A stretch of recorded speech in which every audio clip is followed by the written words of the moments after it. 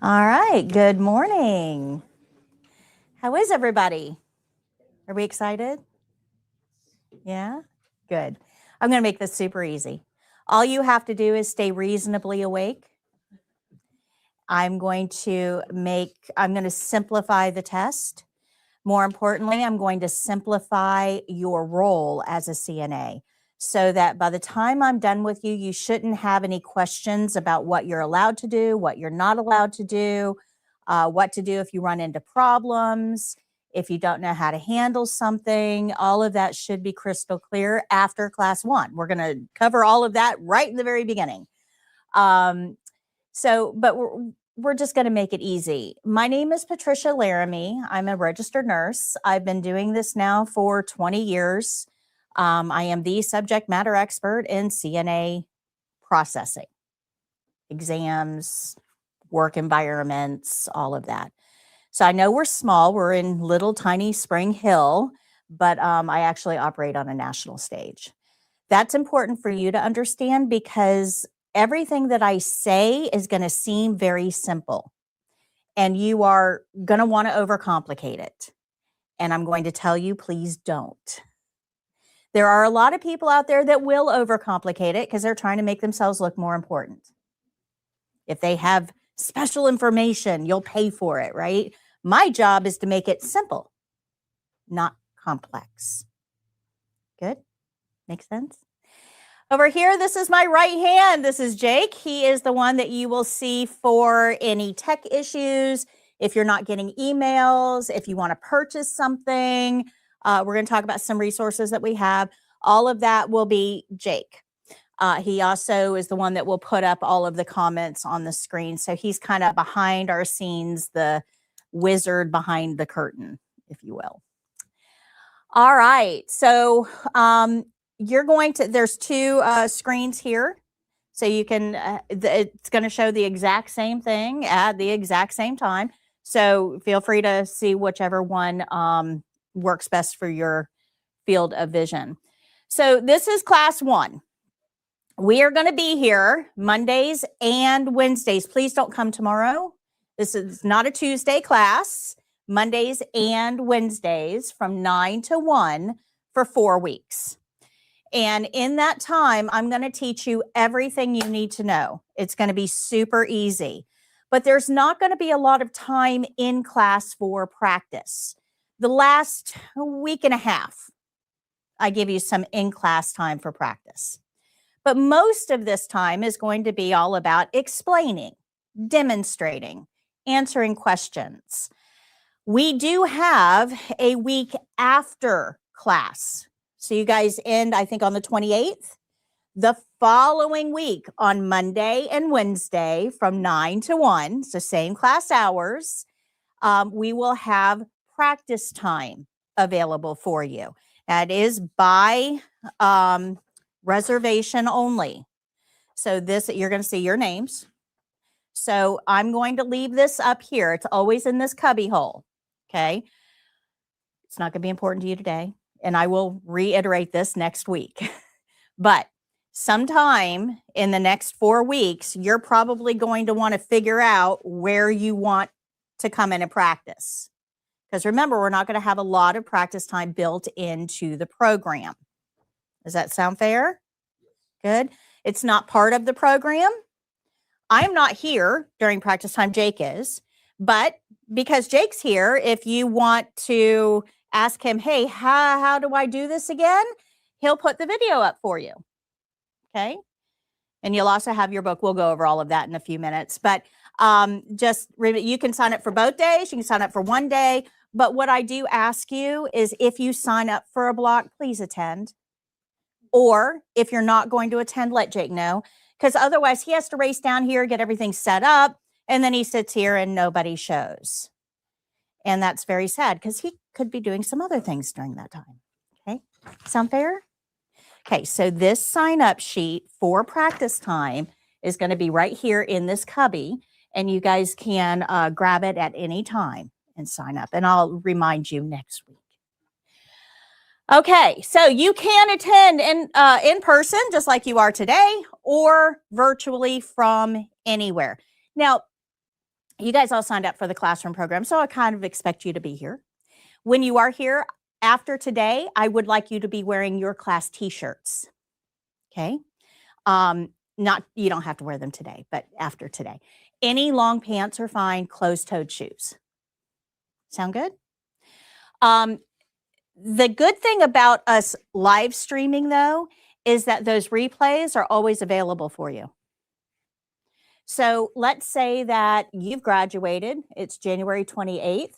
You're now thinking about, oh my gosh, my test is in like a week and a half, and I'm getting stressed out, and I can't remember what she said about privacy blankets. When am I supposed to use them? What skills require privacy blankets? Oh my gosh, I can't remember. You can go and watch the exact live stream from your class. Okay, good? Sound good? All right. You're also going to get review worksheets at the end of each class. That's going to help you kind of apply all of the knowledge that we gain in each class. And like I said, I'm going to talk for 4 hours straight. You are going to be amazed at the end of today how much material we covered. Now, you're probably not going to remember what I say in the first 15 minutes, 4 hours from now, because I'm going to be shoving a whole lot more in your head in that 4 hours, right? So those review worksheets become very important because it helps recall, oh, I forgot she said that. Okay. If you complete the review worksheets when we give them to you that day, that actually becomes your study packet for the test. It's awesome. Now, if you're attending virtually, how are you going to get the review sheets? Well, they're actually on flcnatraining.com next to the replays. So you can print them out. Or if you lose one, you can print them out. Sound good? Okay. We're also going to send you some wrap-up emails after each class. So how many of you guys got our email yesterday that we sent out? Good. We got 100%, Jake. That's the first time that has happened. Yes, we switched over to a new email system, so I'm super excited about that. And you're also going to be enrolled in the online course. Now, I'm not going to go into this too much right now. A little bit later today, we're going to get into this in detail, and I'm going to explain to you why this might be your new best friend. Okay? A little bit later. All right. And if you are trying to remember my name, it's on the front of your spiral book. My name is Patricia. You can call me Patricia. Everybody usually calls me Miss Patty. That's how I'm known in the CNA space. All right. So we have 2 books for this class. We have the yellow book and we have my book. This is me. This book is being used by schools, colleges, universities, training centers, and employers all over the country. We are the #3 CNA training textbook in the nation. Second only to Hartman and Lippincott. So the big ones. And I'm really proud of that. This has gone through several editions. It took me a while to build to this. But this really does, it's written in plain English. I wrote it for a 6th grader. I actually found a 6th grader and handed it to them. Come on in. Come on in. Hi, come on in. Your t-shirts are on the end of the table. Find the one that for you is, I've got one here and one there, and then have a seat here where there's books. It's written in very easy to understand language. What's the name on that t-shirt? It could be my handwriting. It's hard to read too. Is that you? Okay, so come take a look at this t-shirt. Is that one you? Okay, you can have a seat. This is written in really easy to understand language. I wasn't trying to overcomplicate this or make it tough. This is just, it's just easy to read. But it brings out principles that you may not have really thought about until you read it. And you're like, oh yeah, that makes sense. It's really very streamlined, specific to CNA. Okay. This book, you're going to return to me on the last day. Please don't write in it. Don't make notes in it. It's just for homework reading. So eventually we will, I'll add those chapters in here. But for right now, we have 2 books. Okay. This one is yours to keep forever. You can eBay it, you can sell it, you can burn it after class. I don't care what you do with it. It is yours, but it is a workbook style. So you're going to be writing in it. Feel free to write in it. It is yours. All right. So we're going to start off diving into the deep end. Okay. No fluff in this class. We need to know, what is a CNA? What do we need to know to be a CNA? How do we know what to do with each patient? And what do we do when we run into problems? This is the foundation of the class. This is the one thing I do not want you to fall asleep in. Okay? Anything else you can make up. But if you don't get this, the rest of what I say isn't going to make any sense. Make sense? Good. All right. So if you open up your spiral book, when I say book in this class, I'm always referring to this book. In this presentation, all of these, I just redid these slides, prettied them up, added a few, took a few away. Been working on it for 2 weeks. It's a huge, huge endeavor. We're going to go through 1,500 slides, 1,534 to be exact, in this class.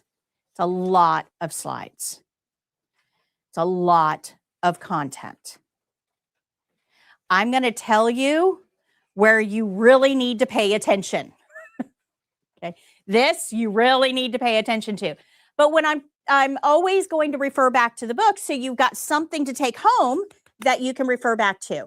So you're going to see a screen like this. It's set up exactly the same, and there will always be the book that I'm referring to in the upper corner.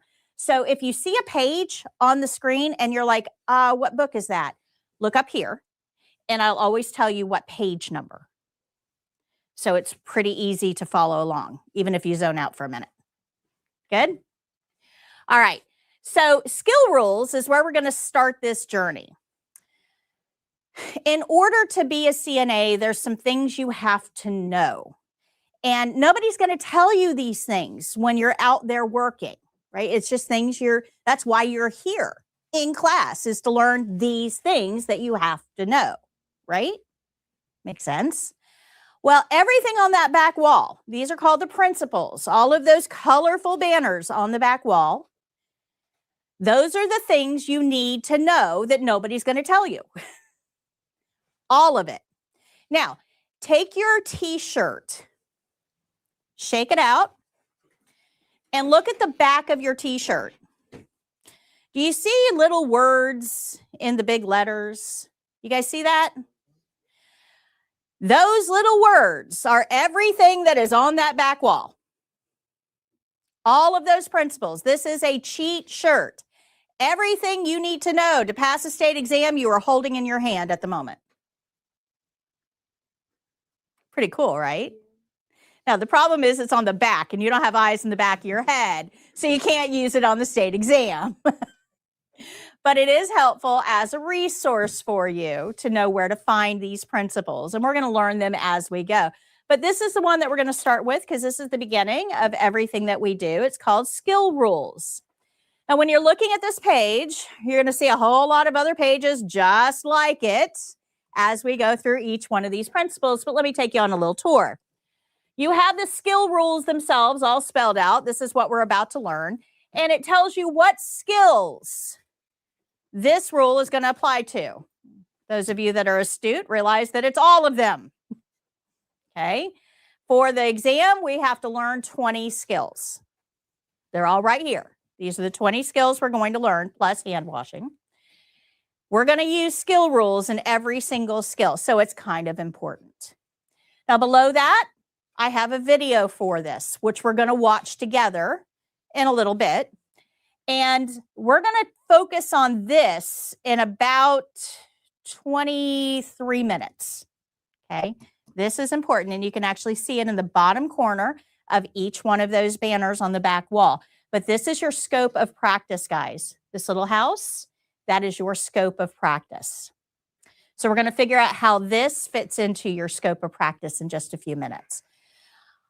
Everything that I tell you in here, I have notes for. You do not have to take notes in my class. I've done that work for you. All you have to do is stay awake. Okay. I've done all the hard work here.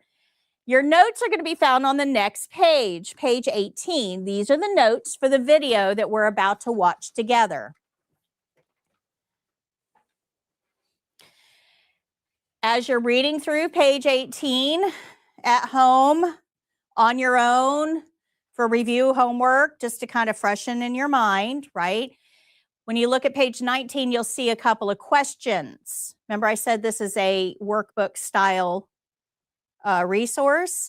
If you can answer those questions regarding this lesson on page 19, then you got the important parts of this. It's kind of a way for you to be able to self-check. Good? Questions? Have I lost anybody yet? Everybody good? All right, we're going to watch a video. Video takes about 12 minutes, 12, 13, something like that. We're going to watch a video. And yes, it is me. Everything in this class, everything was created by me. So all of the graphics that you see, the book, the videos, it's all me. That keeps everything very consistent. You won't ever have to say, well, but I saw in the video that they did this and you're telling me this. It's not going to happen in this class. Everything is consistent. Okay.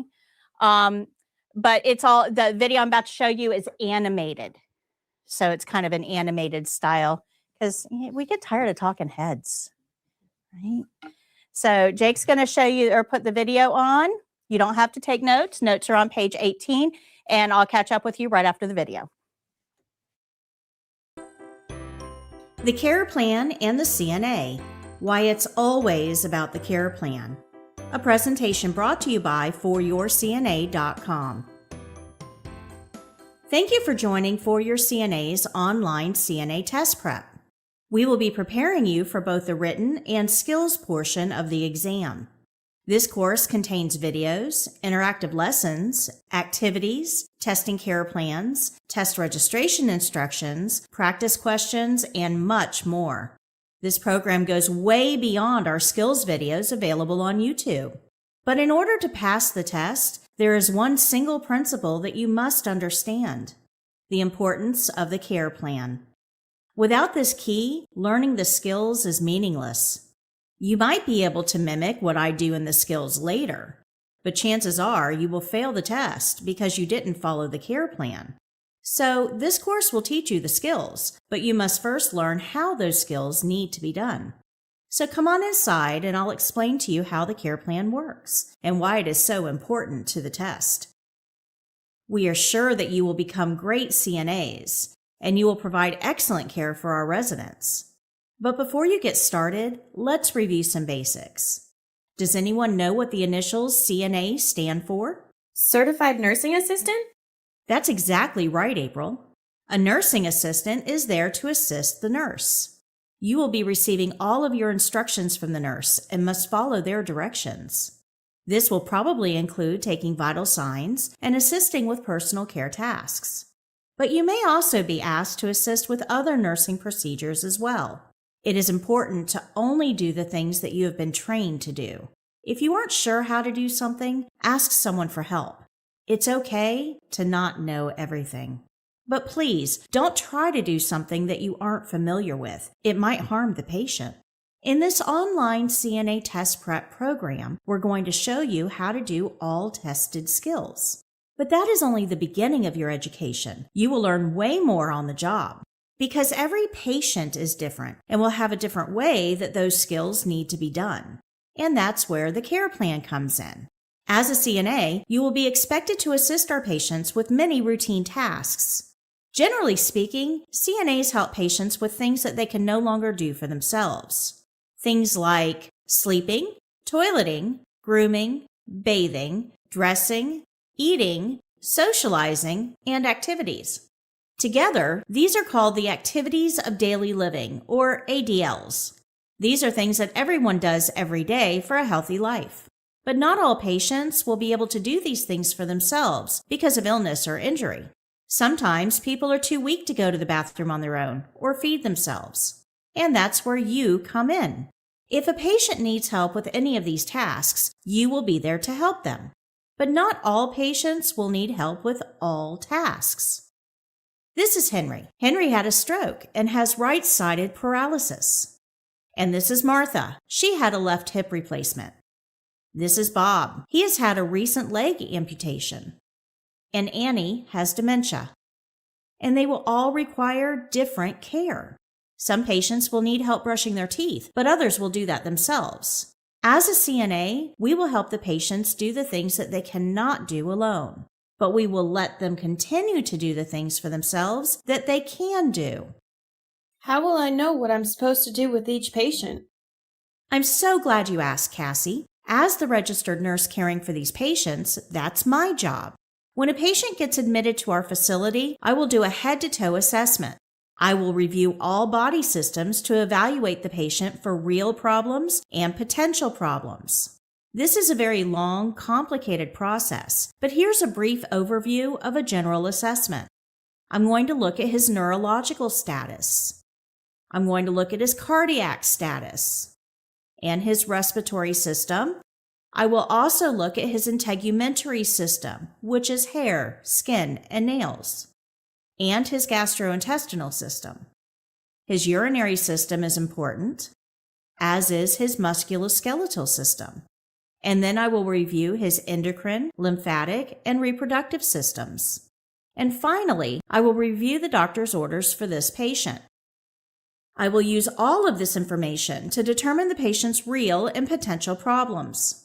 Here's an example to put it into perspective. Let's say that this patient has just had a right hip replacement. Now we know that she will need to continue her activities of daily living. She still has to eat, drink, go to the bathroom, bathe, groom, and dress. And after my assessment, I know that she did all of those things herself until today. However, she cannot get out of bed for any reason for the next 3 days. So, since we know that she must stay in bed, I have to figure out how to meet all of her ADL needs. The easiest way to evaluate basic needs is using the TEAMS method: toileting, eating, ADLs, mobility, and special. As the RN, I'll take all the information I gathered during the assessment to figure out the best way to help her. She can't get out of bed, so I have to figure out the best way to meet her elimination needs: bedpan or catheter. I also know she is at risk for constipation. Since she's not moving much and she's on pain medication, this is a potential problem. She can feed herself, but the trays must be brought to her in bed. She can't sit all the way up because of surgery, but she can't eat lying flat either. She has dentures, so they must be within reach at mealtimes, and they must be cleaned daily. She's able to clean herself as long as the supplies are brought to her, but she can't reach her legs or feet, so she'll need help. She is on total bed rest for 3 days, and she also needs her dressing changed every day. You can see how the RN uses all the information available to create a plan of care specifically for this patient. This is called a care plan, and it's something that only an RN can do. Of course, this was a simplified version of the care planning process. A real patient's care plan is much more extensive. Every single aspect of her health, condition, and ability level will be evaluated in order to help her. Even the smallest decision can have long-term consequences. The RN will write a detailed care plan for the entire healthcare team to follow, and the care plan must be followed exactly. So every patient will have a different care plan? That's correct, Ben. Every care plan will be different because every patient will be different. Even patients that seem alike because they have a similar diagnosis or have had the same surgery may have differences in care. CNAs don't have enough education or experience to know all the differences. So as a CNA, your job is to read and follow the care plan for every individual patient. In fact, you could say that your job is to follow the care plan, the whole care plan, and nothing but the care plan. Do you think you can do that? Can you follow directions exactly? I can. Absolutely. Sure. Yes. Awesome. Then you're well on your way to being a great CNA. But helping patients with ADLs isn't all that you will do. You are also there to help the nurses by making observations. The CNAs are the hands and the feet of the patient. If the patient is cold and cannot reach their sweater, you will get it for them. If the patient can't brush their own teeth, then you will do that for them. If the patient can't get up to shower, then you will help them stay clean. You will become their hands and feet to help patients with things that they can't do themselves. But you are also the eyes and the ears of the healthcare team. You will report everything you see, hear, smell, or feel to the nurse. This is the most important task that you have as a CNA. If you see redness around a wound, you must report it. If you hear the patient wheezing after walking to the toilet, you must report it. If you feel that a patient's skin appears warmer than usual, you must report it. If you notice that a patient is coughing when eating, you must report it. As a CNA, you will be spending much more time with the patient than the nurse does. So you will be in a position to notice a lot more about the patient. The nurse needs this information to make decisions about the patient's care. Reporting these observations gives the nurse another assessment opportunity. That new assessment may even change the tasks you are assigned to perform. This is called the nursing process, and here's how it works. The RN assesses the patient and develops the care plan. This gives you specific tasks to do. While doing those tasks, you notice things. You report those observations to the RN, and the RN performs another assessment to review the changes in the patient. That new assessment prompts changes in the care plan, and this gives the CNA new tasks to do. And the cycle continues around and around as the patient gets better or worse. This is a continuous process until the patient is discharged. I'm not sure I understand. Are you saying the care plan is going to change all the time? Yes, it could, depending on the needs of the patient. Let me give you an example. The care plan told you to make an occupied bed in room 201. As you changed the sheets, you noticed that the skin on the patient's backside was red and irritated. You notified the nurse, who then reassessed the patient. The nurse decided that the patient needed to be repositioned every 2 hours around the clock. This was added to the care plan as another task for the CNA. Using this model, we can respond to the needs of the patient quickly as their needs change. But it also works for patients that are getting better too. You've been assisting Mr. Hopkins with transferring out of bed and into a chair after surgery. But you notice he isn't leaning on you any longer. You notify the nurse. The nurse reassesses the patient and decides that the patient can transfer on his own now. The care plan is changed, and this task is removed from the care plan since the patient is improving. Doesn't this mean that I'm going to be bothering the nurse all the time? Won't they be annoyed? The nurse should never be annoyed with you for reporting changes in the patient. They are legally liable for every aspect of that patient's care. Since the nurse requires that information to plan the patient's care, they expect to receive updates from you on the changes that you see. But how often you will have to report changes to the nurse will depend on the setting you are working in. Nursing home patients are pretty stable and don't really change all that often. That's pretty common for long-term care facilities, like nursing homes and ALFs and even home care. But in other settings, like hospitals, rehabilitation centers, and hospice, patients' health can change rapidly. In those settings, nurses and CNAs are going to work closely, and constant communication is required. Since CNAs must follow the care plan and are not allowed to alter it, they can't solve problems. The RN is ultimately legally responsible for the care of that patient. If you have information about the patient that you're not giving to the nurse, the patient can suffer, and the nurse is legally liable for that. Remember, you are an assistant. You are there to help, but the nurse is always in charge of the patient. So all changes, regardless of how minor they seem to you, must be reported to the RN. When the patient is stable, you will not have much to report and may go days without talking to the RN. But if you notice something, then it must be reported, even if you don't think it matters. If you aren't reporting observations, the nurse can't rely on you anymore. And if the RN can't rely on you, then you aren't a good assistant to that nurse. You must report to the nurse everything you see, hear, smell, or feel. Be a good assistant and report all changes and observations. This is the most important job you have. So the care plan is developed by the RN, gives the team tasks, CNAs follow the care plan, and report changes. Let's recap what we learned today. Can you tell me how a CNA knows what each patient needs? The care plan. As a CNA, you follow the care plan, the whole care plan, and nothing but The care plan. anything unusual that you notice about the patient, you must report it to The nurse. Great job. For the exam, you will receive a care plan. What should you do? Follow it exactly. That's correct. If you don't follow the care plan, you will fail the exam. It's that simple. Now that you understand the care plan, I can show you how the skills will be done for the exam. But remember, you must always read and follow the care plan. That's a big part of the skills exam. Take the brief quiz below to make sure you understand. See you in the next lesson. Light. Watch your eyes.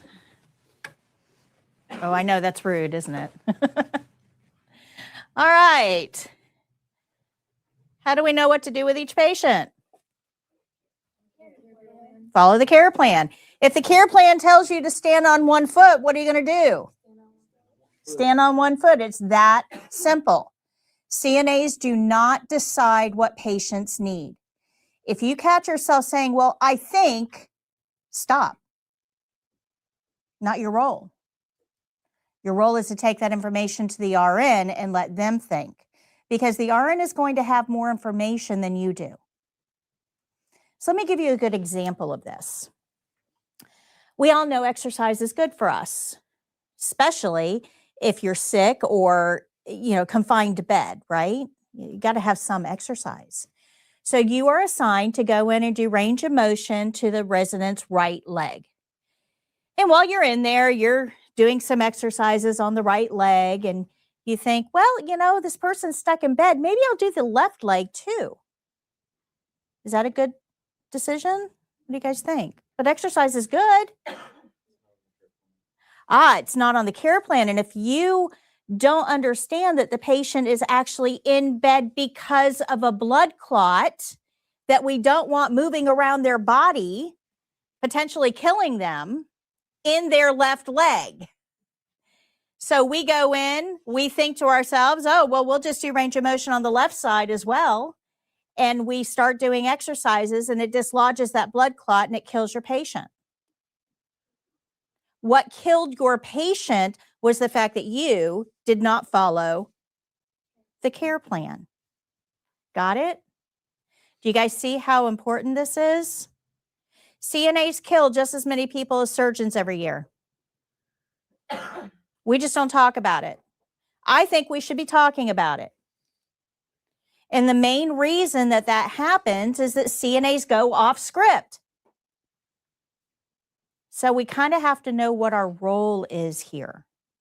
Now, this is going to be really important on the state exam because they're going to give you a care plan. What are you going to do with that care plan? Follow it. If the care plan says to wash 1 foot, how many feet are we washing? Even though the patient has 2? Easy? Good? Boy, that just simplified the whole test, didn't it? They give you instructions and you follow them. There's no secret here. But your brain is going to try to overcomplicate this. So let's see if you can capture that and turn your brain off when it counts. All right, let's go to, okay, hold on. Let me cover this real quick before we go to our activity. I forgot I did this. Okay, Jake, make a note for me. Move timer to after 10, please. Sorry, I'm new setup. We'll have some changes as we go. Okay, so the video talked to us about the activities of daily living, and this is where CNAs live. This is what we do. 99% of what we do is right here, helping people do things they would normally do themselves. It's very simple. If you get up tomorrow morning, you're probably going to brush your own teeth. It'd be a little weird to have somebody come in your house and brush your teeth for you, wouldn't it? Because you're capable. But what if between last night and tomorrow morning, or tonight and tomorrow morning, you break both of your arms? Now, can you brush your own teeth? So you're going to need some help. CNAs do things for patients or help the patients do things that they would normally do for themselves. They just can't right now. Could be illness, could be injury, could be age. But if they could, they would. Got it? We don't go in and take over, though. I don't go in and say, okay, I'm going to do everything for this patient. I'm going to let her keep doing the things she can do. Because again, it's a little weird to have somebody try to do something for you that you can do for yourself. Makes you uncomfortable. Make sense? But ADLs is what we do. This is bathing, grooming, toileting, eating, socialization, that kind of stuff. Cleaning, that kind of stuff. All right, so to review our skill rules, we're going to perform the skill as directed on the care plan. So when the test gives you a care plan, you're just going to follow it. It's that simple. In a clinical setting, you're going to get a care plan, you're going to follow it. It's that simple. But while you're doing that, you're not going to change that care plan. You got to be very careful because your brain is going to want to try to change stuff. It just will. And you got to be able to capture that brain and go, no, hi, come on in. Can you pass that t-shirt over, please? Just pass it over. If you want to have a seat right there where the books are, and your t-shirt is coming your way. So we're not going to change that care plan. We're going to read it. We're going to follow it exactly. That's it. Just that simple. But while we're doing that, we want to observe for anything that we need to report. Anything. And when I mean anything, I mean anything. If the patient is sleeping a little longer today than normal, don't just, well, they might be tired. The nurse needs to know. If the patient is not eating as well as they usually do, don't just kind of pass it off as, well, they probably just, not real hungry. Let the nurse know. Whatever you notice, no matter how small it seems to you, could be an indication of a bigger problem. So everything we know, the nurse knows. That's part of being an assistant, right? Assistants don't keep information from the people they're assisting. And then we're going to so we're going to follow the care plan, the whole care plan, nothing but the care plan. We're going to make observations. We're going to report those to the nurse. During the test, after you're done with your skill, I want you to take just a brief moment to go back and read that care plan one more time. Because during the test, that's what they're testing you on, is following that care plan. So you'll read it, and then your brain's going to kind of do some mental gymnastics and try to change it on you. So when you're all done with the skill, I want you to go back and read that care plan one more time and just make sure that what you did matches what it told you to do. And if it doesn't, I'm going to tell you what to do about it to make sure you pass. Good? So let's see if we've got that concept down.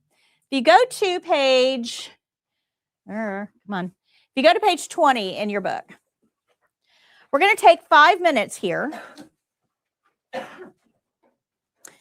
And I want you to answer as many of these questions as you can in 5 minutes. And then we're going to discuss them. So page 20, answer is, remember, you can write in this book. It's yours. There's pens on the table in front of you. Answer as many of the questions as you can in 5 minutes.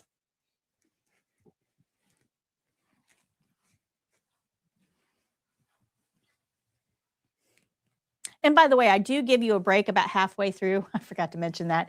I don't talk nonstop. I will give you a break, 15-minute break about halfway through for you to get up and stretch and go to the bathroom and stuff. But if you need to take a phone call or go to the bathroom, you can do that at any time.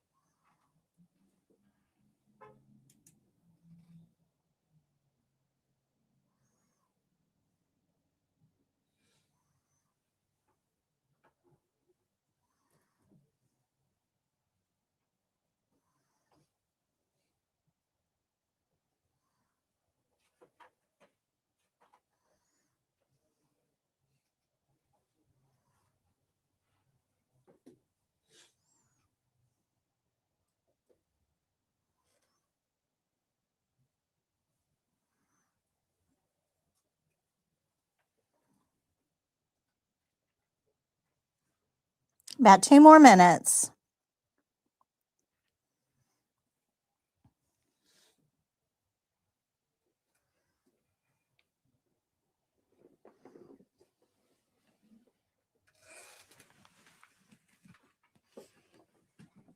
And when you're done, just put your pens down so I know who's still working.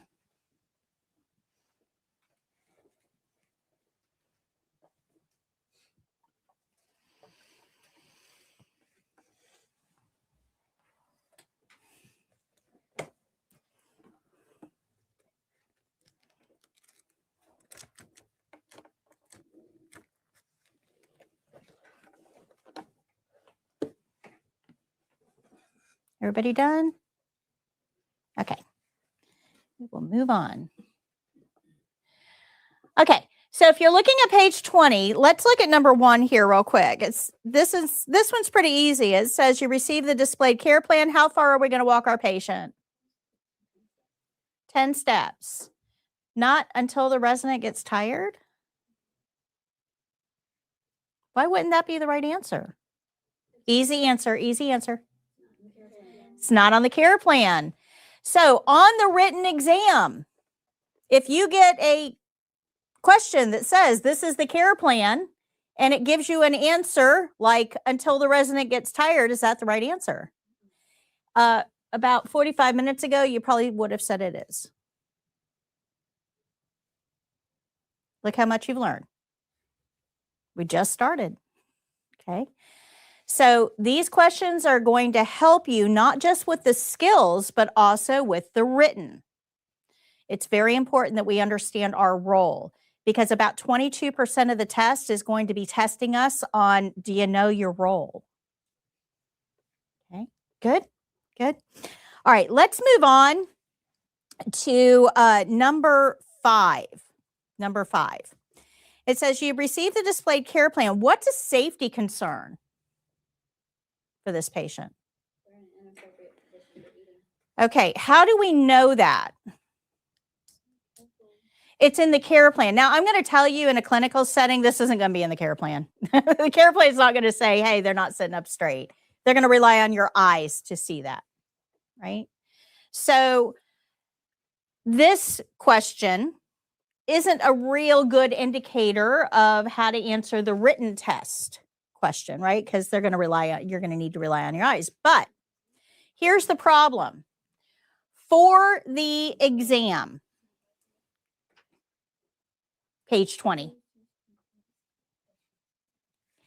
And the replay will be available for you. Make sure you get with me after class, and that way we can make sure that you know how to find the replays. That way you can get caught up really quickly. So thank you for helping. If you have any questions, please let me know. So this particular question I want to bring your attention to because during the exam, you might be asked to feed a patient. Okay. Now, one of the things that we have to know to feed a patient is, are they sitting up straight? Because that's a safety concern. If you look at somebody, like I'm going to pick on you right there, okay? So he's sitting up, but he's kind of reclined back a little bit, right? He's kind of chill. So if I looked at him, I would not think there's anything wrong with that. I would feed him in that position. He's not like sitting straight up like you, right? It's a difference. My eyes would tell me, that's okay. I can feed him. But what if my care plan said he's in an inappropriate position for eating? Can I rely on my eyes anymore? No. Keep that in mind. I'm going to come back to this in just a minute. Okay?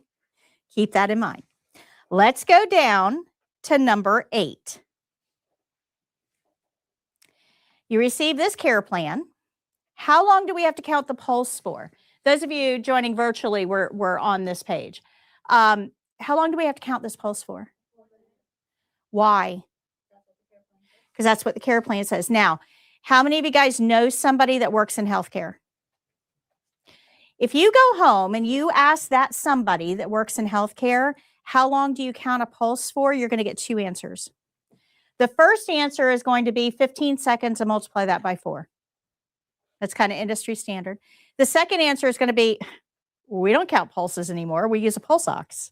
You just put the little clothespin thing looking on the finger and it gives you the number. I mean, we don't even count a pulse anymore, right? So those are completely different answers than what this care plan says. So who do we listen to? The care plan. This right here, pulse, is the #1 failed skill on the state exam. This skill is failed more than any other. It's the easiest skill there is. If you can count to 100, you can take a pulse, right? Easiest skill there is, and it is the most failed skill. It's not failed because they're taking the pulse wrong. It's failed because they're not following the care plan. You guys see that? Is the test getting a little easier for you? Okay, so what if you could have all the testing care plans before you ever go test? Would that help you? If you knew for the test exactly what that care plan was going to say, would that help you? Would you want those? Would you? Here they are. These are the exact care plans from the state exam. Those 4.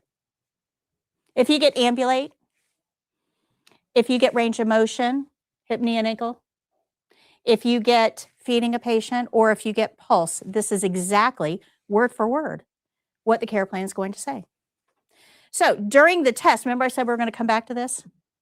During the test, your care plan is going to tell you that your patient is in an inappropriate position for eating. So it doesn't matter what your eyes say. What does care plan say? Inappropriate. So you're going to have to ask that person, can you please sit up? Even if your brain is like, well, they're sitting up. Doesn't matter. What does care plan say? Inappropriate. Good. So you're starting to demystify the test a little bit.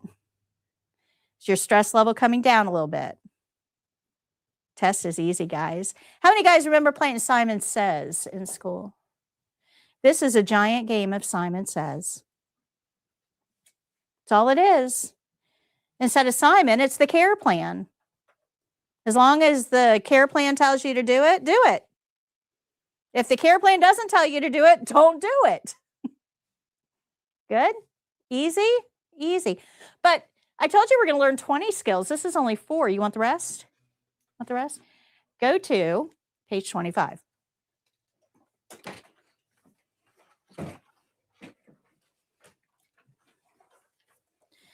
These are all of the testing care plan sets from the state exam. So when you go take the test, they are going to give you a predetermined set of skills. In fact, this, let me grab this one. This is what they look like. It's a predetermined set of skills. Each one of these sets, there's 11 of them. Each one of these sets has an ADL skill. We learned about ADLs, right? These are activities of daily living. You will have a mobility skill, which means we're moving the patient in some way. And you will have a documentation skill. You're going to get one of each of those skills. And that's what's going to make up your testing care plan set for the test. You have all of these right here on page 25. Good. So there are no secrets to the test, guys. Everything is published. You just have to know where to look and how to decipher it, because everything that's published is published for RNs. That doesn't really help CNA students so much. So what you need is an RN to help kind of demystify it for you, and that's what I'm here to do. Good. Now we have these up here. This is the classroom copy, right? The bright gold one. So you guys can take that down and take a look at it anytime you want. This is how you're going to be tested. But you also have it in your own book on page 25 to refer to at any time. So page 24 tells you how these care plan sets are formed. There's an ADL skill, a documentation skill, and a mobility skill on each one. These are the skills that fall into each category. So documentation skills, I said everybody's going to get a documentation skill. So you're going to either have to do pulse or respirations or feeding or drainage bag. You will do one of those 4 skills. Guaranteed. Guaranteed. You are going to get one of those 4. Now, in addition to that, you'll also have a mobility skill. You'll be moving the patient somehow, either range of motion exercises or ambulate, transferring them out of bed into a wheelchair, changing their position, right? You're moving them in some way. And you'll have an ADL skill, which is everything else. Bathing, grooming, toileting, feeding, or well, feeding's documentation, but bathing, grooming, toileting, making the bed, that type of thing, right? Household stuff, body maintenance stuff. You'll get one of those. Now, next to each one of these, I don't know if you guys can see, but next to each one is a number. You guys see those numbers? That tells you how much time somebody with your level of experience, that's you, right? Brand new, fresh out of the package, not fasted anything. That's how much time somebody with your level of experience should be able to complete that skill in. So if you look over there, pulse, they give you 5 minutes. How long did our care plan tell us we were counting for? They're giving you 5 minutes to count the pulse for 1 minute. So understand that this is very, very generous. Don't rush on the exam. You got plenty of time, but it is timed. It is timed. Now, if you look back on page 25, up in the top corner, you see some numbers. 31, 33, 34, 35. That's how much time, if you add up all 3 skills on that care plan set, plus 3 minutes for hand washing, plus 5 minutes for thinking, that's how they're going to come up with that number. So if you get this skill set right here, this is the longest skill set we have, they're going to tell you have 39 minutes to complete these skills. Now, what happens if you go over? The world does not end. Does not end. It's not an automatic fail. I'll explain what happens if you go over a little bit later today. But this is your time target. Quicker, better. Get you out of the test quicker. Quicker, better. Don't rush though. But we're going to try real hard not to go over. Good? Questions? Questions? All right. So these are the 11 care plan sets. This is what we have here. Okay, all 11. But on the back of these are going to be your testing checkpoints. So this is the front that I've already showed you, but this is what the evaluators have in front of them. When you are doing these things, they are grading you using these checkpoints. And remember I said that nothing is hidden on the test. Everything is published. This is published. So you can view this. Now the problem is this is written for an RN. You're going to have absolutely no idea whether you violated infection control protocol, right? You don't know. I mean, you don't know what you don't know. So this is helpful to you. Yeah, I mean, the checkpoints are there, but what you really need is this written out in language you can understand. And I've done that for you. I'm going to show you where to find it in just a few minutes. Good. Now I do sell these. I do sell these these things. For you guys, it's $35.99. They're laminated. They're easy. $35.99 for you guys. If you go onto my website, I think they're $48.99. So we're giving you a really good discount on that. But like I said, these are nice. They're nice for you to know, especially if you want those checklists. They're nice for you to have. But remember that you have on page 25, the testing care. That's what you really need, are the testing care plans. Now, I have here a pocket version of those testing care plans. It has the name of the skill and the care plan itself. So this is probably more important for you to have, right, when you're practicing. These, we don't normally sell these. This is brand new. So you don't have to buy them. Again, you've got this on page 25 of your book. But should you want these for practice, they are available to you. Okay. They're also included in our practice kit, which we'll talk about a little later in the program. So any questions on that?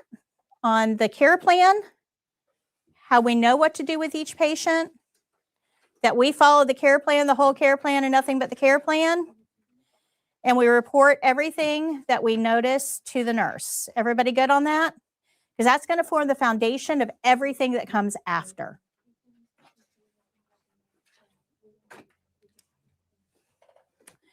So let's talk a little bit about our scope of practice now. This is going to be on page 22. It's going to be on page 22, scope of practice. And this just really helps reiterate. You can read this on your own. We're not going to sit here in class and read. I've got too much to do, too much to tell you. But you can go back and read this on your own after class. But this really kind of helps illustrate why following the care plan is so important for CNAs, that we don't go off script. And it gives you a couple of scenarios to explain what happened when a CNA went off script and the consequences to the patient for that. So I'll give you one before we move on. We have a care plan that says the patient must sit upright from 7 to 9 every morning. Has to be sitting up. At 8 o'clock, the patient says, you know, my back really hurts. Can you lay me down? Let me lay down. My back really hurts. Now, the CNA, being a good CNA and wanting to help the patient and being compassionate, might think to themselves, well, yeah, it's still early. I'll lay you down. Is that the right move? Why? Care plan says 7 to 9. What we don't know is the patient takes a medication that can actually eat the esophagus. And if we lay that patient down, that medication can intrude into the esophagus and eat it. We don't expect our patients to know that. Our patients aren't nurses. Our patient has a backache. They just want to lay down. They don't understand the consequences of that action. And if we think on our own, we might make the wrong choice there. What do you think we should do instead? Follow the care plan and tell the nurse, yeah, patient's got a backache. Absolutely, because there may be something there the nurse needs to address. Good? Make sense? So all of these are examples of what happens when we go off script. Good? Yeah, we got to be better than that. And this happens out in the wild every day. There's lots of CNAs out there that are like making up the rules as they go and putting our patients in jeopardy. So because of the medical errors that we're seeing in clinical practice quite often, the test is kind of tightened up on this a little bit. They really want to make sure that you understand your role, that you're not just watching a couple videos on YouTube thinking that you're now a CNA and going and passing the test because you know how to do hand and nail care, but you don't understand a thing about the care plan. Okay. Make sense? Good. Guys, doing these skills, they're so easy. I'm going to show you how it's going to be very intuitive. It's going to be like, oh yeah, this is not nearly as hard as I thought it was going to be, right? It's going to be very intuitive, but none of that matters. None of those skills matter if you don't understand to follow the care plan, because the care plan is what's going to help us accommodate those skills to this patient. Because nobody is alike. Do you think you're exactly like him? No. You guys probably have different food preferences. You probably have different bedtimes. You probably have different times that you get up. You probably have different clothing ideals. You probably have different ways that you brush your teeth and brush your hair. Everybody's different. Everybody is different. And we all have different health conditions as well and different limitations. So if we have a one-size-fits-all skill, that's not going to help when it comes to humans. We have to have a way of accommodating those skills to this patient, and that's what the care plan is going to do for us. Good? So watching the videos, learning the skills, yeah, that's important. But it's not as important as understanding how we're going to accommodate this patient with those skills. So throughout this program, you're going to have questions. You're going to think to yourself, well, what if the patient can't use a bedpan? Or what if the patient would prefer to get up and go to the bathroom? What do you think the answer to that is? Follow the care plan. That's right. And if you can't follow the care plan, who do we tell? The nurse. So if the patient says, I want to go to the bathroom, I don't want to use this bedpan, and the care plan says bedpan, what do? Tell the nurse. Nurse solves the problems. That's not us. We don't get paid enough to solve problems. No, there's a surcharge for that. Yeah. Good? Makes sense? Good. I'm telling you guys, this test is going to be like super easy when I'm done with you. Super easy. All right, so let's learn a little bit about our scope of practice. And it took me a long time to develop this because the scope of practice is like a really big concept, really big, has a lot of moving parts. How do I simplify something this complex into something that I can present in like 5 minutes that they'll get? And it took me a long time to work this out, but this is our scope of practice right here. Our foundation, what we're going to build on is we follow the care plan, the whole care plan, and nothing but the care plan. So we don't add to it. We don't take away from it. We don't subtract. We don't think what if. It's the care plan, period. End of discussion. That is our foundation. That is what we're going to build on. So, okay, we have our foundation. We've got that care plan thing, right? We're going to read it and follow it. I got that. Good. Now, that doesn't tell me how to do the skills, though. I mean, how do we do the skills? And how do I know whether this skill is right for this patient, whether, I can even do this, right? So we have to have some walls to keep us in our scope of practice, some guidelines, right? Some walls. So our two walls are CNAs do normal. Now, what is that word normal? That's kind of a scary word, right? So normal means a routine task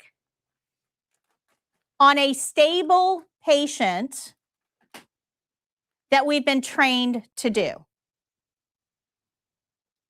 That's it. That's normal. A routine task on a stable patient that we've been trained to do. So if you haven't been trained to do the task, can you do it? No matter how routine it is. If you haven't been trained, can you do it? If the patient isn't stable, can you do it? No. I don't care if it's brushing teeth. If that patient isn't stable, not your job, not in your scope of practice. That's the nurse's scope now. So if we've got somebody who has super high blood pressure, 240 over 180, is that normal? Is that a CNA task? Who would have to do that task? The nurse, that's right. Stable patients. And the whole reason that the patient has to be stable is we don't want you thinking. If the patient isn't stable, you're going to have to make judgments. You're going to have to make accommodations. You're going to have to think. Is that our role? So a routine task, something normal, something that you can do blindfolded, that once you've got this skill under your belt, you don't have to think about it. Routine. How many of you guys think about brushing your teeth every morning? Right, you think to do it, but do you actually think about putting toothpaste on the toothbrush, up, down, up, down, up, down, up, down, back, forth, back, forth, back, forth, back, forth, open wide, back teeth, back. You don't think, you just brush your teeth, right? You're on autopilot. That's what a routine task is. Autopilot. CNA should clock in, their brain should clock out. Got it? Because if you start thinking, you have to make a decision. And you don't have enough information to make that decision with. Now, I'm not minimizing the role of the CNA. You have a very, very important role. But I do want to make sure that we're defining it well. And that keeps our patients safe. Good? So routine task on a stable patient that you've been trained to do. Now, training does not have to be in a classroom. We're going to learn 20 skills plus hand washing. We're covering all the main bases. But that doesn't mean it's going to cover everything that you might have to do out there. Let's say that you go to work in a same-day surgery center, okay? And one of you're in post-op, so they've had their surgery, they're going home that day. That's the whole point of a same-day surgery is you go home. You don't stay, usually by like 4 o'clock because we don't like to work late, okay? So you're in post-op. Your job is to get them out. Now, as the RN that works in this department, I might come to you and say, hey, I want to train you to take catheters out. Okay. I can train you to do that. It's a delegatable task. I can train you to do, guys, you pull water out of a balloon and it slides out. I mean, it's a 2-step process. Super easy. Doesn't cause any pain. It's a routine task. Patients are stable. They're going home. But we got to have that you've been trained to do. That doesn't mean that I can just say, hey, you're going to start taking out catheters, figure it out. Or I want you to start taking out catheters, go ask him how he does it, right? Training would be you coming with me, I'm going to show you how, and then I'm going to watch you do to make sure that we are on the same page. It doesn't have to be in a classroom. It can be at the bedside. It can be one-on-one. It can also be with a training coordinator. And yes, it can be in a classroom as well. But you have to be trained. YouTube is not a trainer. Okay. Now, YouTube can be a tool that the trainers use, but YouTube is not the trainer because YouTube can't tell you if you're doing something wrong. Good? Makes sense? All right, so we have our foundation. We're going to follow a care plan, the whole care plan in. And we got to have some walls. So CNAs do normal, routine tasks, stable patient you've been trained to do. Now, our other rule, our other wall is going to tell us how to do those tasks. So we got some rules we're going to follow. These are the principles. This is what you're going to learn, everything on that back wall. These are the things that nobody's going to tell you to do. I might tell you to go take a catheter out and ask, have you been trained? You say yes, and I'm going to let you go. But there's some rules that you're going to have to follow while you're doing that. This is what we're going to spend the majority of this class learning are the principles, the rules.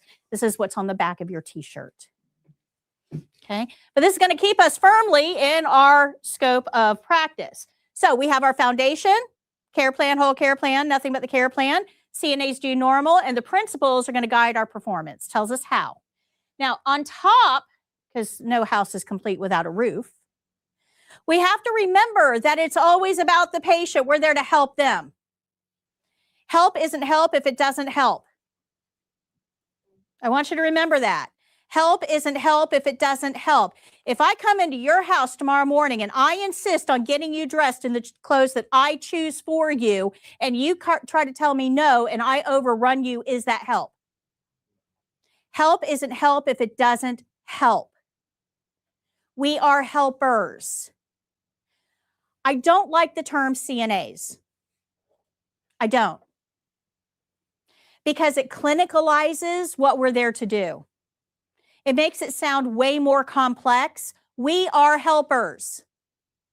And when you start using that term CNA, you start getting further away from the help. And I don't like that.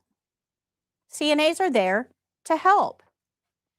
I've seen a lot of CNAs that go to work in long-term care and they start to force patients to do things. They're mean. They're aggressive. They're horrible. That's not our role. It's not our role. We're there to help.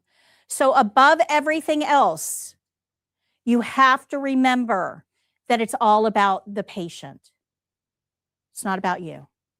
It'll never be about you. And if you're not okay with that, this is the time to figure it out. Not when you're in there with my grandma. Good? Make sense? Okay. Now, 2/3 of our job was observation and reporting. You guys remember this from the video, right? The RN assessed the patient and made the care plan. That's their role. They do the thinking. What do? Well, we follow the care plan, make observations, and report those to the nurse. So if you're looking at this wheel, 2/3 of our job is observation and reporting. You can't see that. You can't see that. It's not something you can like watch somebody do, right? It's all kind of hidden, but it's 2/3 of our job. 1/3 is what you can see. It's kind of like an iceberg, right? The majority of the iceberg's under the water. Yeah, 2/3 of our job is observation and reporting. So if you're focused on this, you've missed the bigger picture. Good. Everything you know, the nurse has to know. Yay. All right. So this is as simple as finding the nurse and saying, hey, I noticed.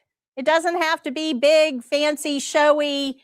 It's not a report. It's like you're walking down the hallway, you see me and say, hey, by the way, Mr. Jones, down 3 pounds today. Hey, by the way, Mrs. Abercrombie isn't eating her lunch. Hey, by the way, their skin felt really warm. You want me to take a temp? Good. Observations, no matter how small, report them to the nurse. So along the way, wherever you go to work, this is going to come up. I'm in a lot of groups online, a lot of CNA groups online, and every week there's at least one of these posts. Hey, am I allowed to do this? And when you look at the comments, it's hilarious because you'll see, well, it depends on your state. And, you know, in my facility, we do this. Yes, you can do that. No, don't do that. You'll lose your license. I mean, if you try to figure out in the comments the answer to that question, you're going to be all over the place. Who do you trust? Well, the answer is you trust delegation. This is a legal process, and it's very specific. So every state has a group of rules that nurses have to follow. In a perfect world, there's plenty of nurses, and the nurses do everything that you do. In a perfect world, you aren't needed. Think about that. In a perfect world, you are not needed. These are all nursing responsibilities. Because if I'm the one feeding the patient, I'm going to be aware of whether they're eating or not. If I'm the one toileting the patient, I'm going to be aware of whether it's been 6 days since her last bowel movement. If I'm the one treating the patient, I can feel that their skin is now warm. In a perfect world, I don't use you. I gather that information myself. But we don't live in a perfect world. We don't live in a perfect world. We use assistants.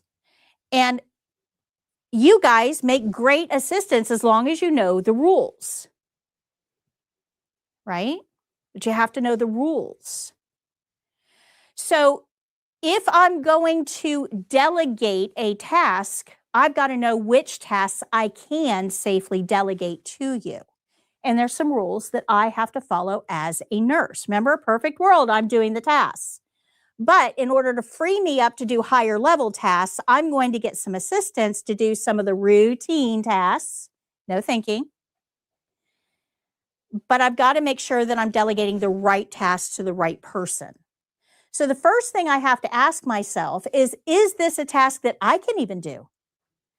Like, I can't create a tracheotomy in this patient. Not in my scope of practice. I'm not cutting their throat and shoving a tube in there so they can breathe. Not my scope of practice. So if I can't do it, I certainly can't give it to you to do. That's the first rule. That kind of makes sense, right? The second rule is this something that I can give to you to do that doesn't require you to think? No judgment, right? You're not going to think on your feet. So it's got to be that routine task, which we've already learned. I've also got to make sure that you know how to do this. Have you been trained to do this? Now, this is where CNA training comes in because it gives us kind of a stable playing field. We know everybody that's a CNA has had this minimum amount of training, so I know you know how to do a bedpan. It was in CNA training, you know how to do it. So it kind of levels the playing field. Make sense? Anything extra, I would have to train you on. I've got to make sure that the patient is currently stable. Just because you can take a pulse, I know you can take a pulse. It's something I can delegate to you. Doesn't mean that you can take a pulse on this patient because her pulse is currently 168. It's got to be routine task on a stable patient. Remember, we learned that about our own scope of practice. So delegation is built on the scope of practice of the CNA. So when you're thinking to yourself, well, wait a minute, the nurse wants me to do this task. I've been trained to do it, and the patient is stable, and it's a routine task, then yes, you can do it. Doesn't matter what that task is, as long as those things have been satisfied. If you haven't been trained, can you do it? If it's not a routine task, can you do it? If your patient isn't stable, can you do it? That's delegation. Now, there's two other things that are going to fall into delegation, though, that I want you to be aware of. Doesn't impact you, but I need you to be aware of it from the nursing standpoint. One of the other things the nurses have to look at is this allowed in our state via the state law? Because there are some states that regulate things that CNAs can do and can't do. Florida isn't one of them. Florida's like wide open. Yeah, whatever the nurse wants to train you on, you're good. You can be trained. But there are some states that are like, yeah, we don't want CNAs putting in catheters. We don't want them doing anything sterile. That's just beyond your scope of practice. It's a higher level, more risk for the patient. I'd rather keep the nurses with that. Florida's like, yeah, whatever. We don't care. So in Florida, wide open. Other states, this is going to be based on your state law. So if you do move out of state, it is a good idea to familiarize yourselves with the laws of that state. Just look up Nurse Practice Act in whatever state you're going to. Indiana, Ohio, Tennessee, whatever. Now, the last thing that the nurse has to take into consideration is the facility's policy and procedure. Now, this is way closer to home. Way closer to home. This is where you work. Let's say that we have a patient who has an issue and something bad happens to them while they're in our care, whatever that bad thing is. If that family is going to sue, they're not suing you. You're making what, $20 an hour? There's nothing to take. You're poor people. There's nothing to take, right? Are they suing the nurse? Yeah, maybe. Nurses are making, I don't know, maybe $40 an hour. Maybe. They're still poor people. There's nothing to take. Nothing to take. Who do you think they're suing? The facility. That's the big bucks. Yeah, the doctors have got big bucks too, and they might be on the lawsuit, but the facility is the one I'm going after because they've got those insurance policies. And we're going to sue the facility. So the facility here is the one that has all of the liability. Make sense? Right? They're the ones that are exposed. So your facilities are going to determine what tasks each modality is allowed to do. So what do we let our nurses do here? What do we let our CNAs do here? Because I'm ultimately going to be responsible for what happens when they screw up. And it's going to cost my pocketbook. So your facility is going to write rules about who can do what, and those are going to be reflected in your policies and procedures. That's something that you do need to know no matter where you go to work. How many guys work somewhere now Not medical, just work. Anybody work somewhere now?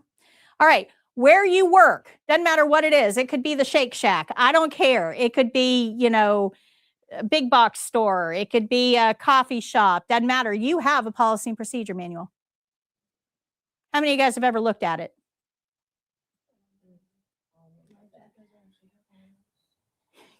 They should. Yeah. So if they don't, they're actually open for liability. We are actually considered to be self-employed. Okay. All right. So yeah, if you are working for an employer that's giving you a paycheck and you're not a 1099, you're an actual employee, you should probably be aware of the policy and procedure manual, and you might want to take a stroll through it. And this is why. If that facility gets sued for any reason, I don't care, you can work at the Shake Shack, somebody finds a piece of glass in their milkshake, they're going to sue. It's how everybody gets rich in America. You sue for something. They're going to sue. Now, you're not the one on the hook, obviously. You didn't put the glass in the shake, you're not on the hook. But if you were working that day, you could be called into court. And what court is going to focus on, those lawyers are not nice people. You know that? Lawyers are not nice people when they're trying to get money out of somebody. They're not nice people.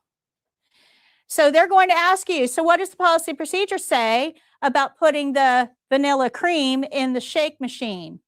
What does the policy and procedure say? And you're like, I don't know. Never seen one of those books before. I have no idea. Well, they're going to accuse you of being off of policy then. Now, you have contributed to the liability of that lawsuit. So wherever you work, your policy and procedure manual is the only shield you have against being named in a lawsuit.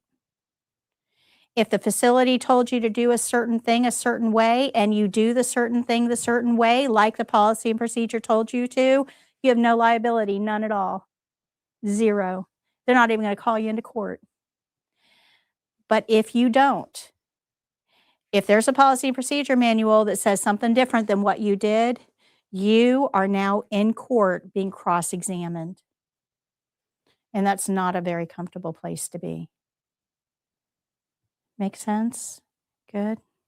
Let me tell you how important this is from a CNA standpoint. We just had this situation about 2 or 3 months ago. A CNA was charged with homicide. Homicide. Not negligence, not manslaughter, homicide after a patient fell because they did not follow the policy and procedure manual. Patient fell and died. So when I'm telling you the policy procedure manual is important, I mean it's important. You need to know what it says because you could be held legally liable for not following it. Good? Good. All right. Okay, so as long as, when we're talking about liability, as long as you are operating in your scope of practice, remember our little house, we're following the care plan, we're doing normal skills, we're doing them the way we were trained, we're focusing on the patient, we're reporting everything. As long as we're following all of that and our scope of our policies and procedures, we have no liability, none at all. Nobody can come after us for anything. Not legally, not financially, not nothing. We are safe. We are under that little umbrella, and that is where we want to be. But if we step out from under that umbrella, if we make a decision, if the patient is, the care plan says bedpan, but we walk them to the bathroom because they asked to go to the bathroom, we are no longer under our scope of practice. That patient falls, we are liable. Absolutely. As long as you're under your scope of practice, this is important. Your nurse is taking the liability for you. Remember I said in a perfect world, we wouldn't need you to be all the nurse? That's because I assume all liability, 100% liability for every patient in my care. 100%. Doesn't matter if I've got assistants. Does not matter. I'm still 100% liable.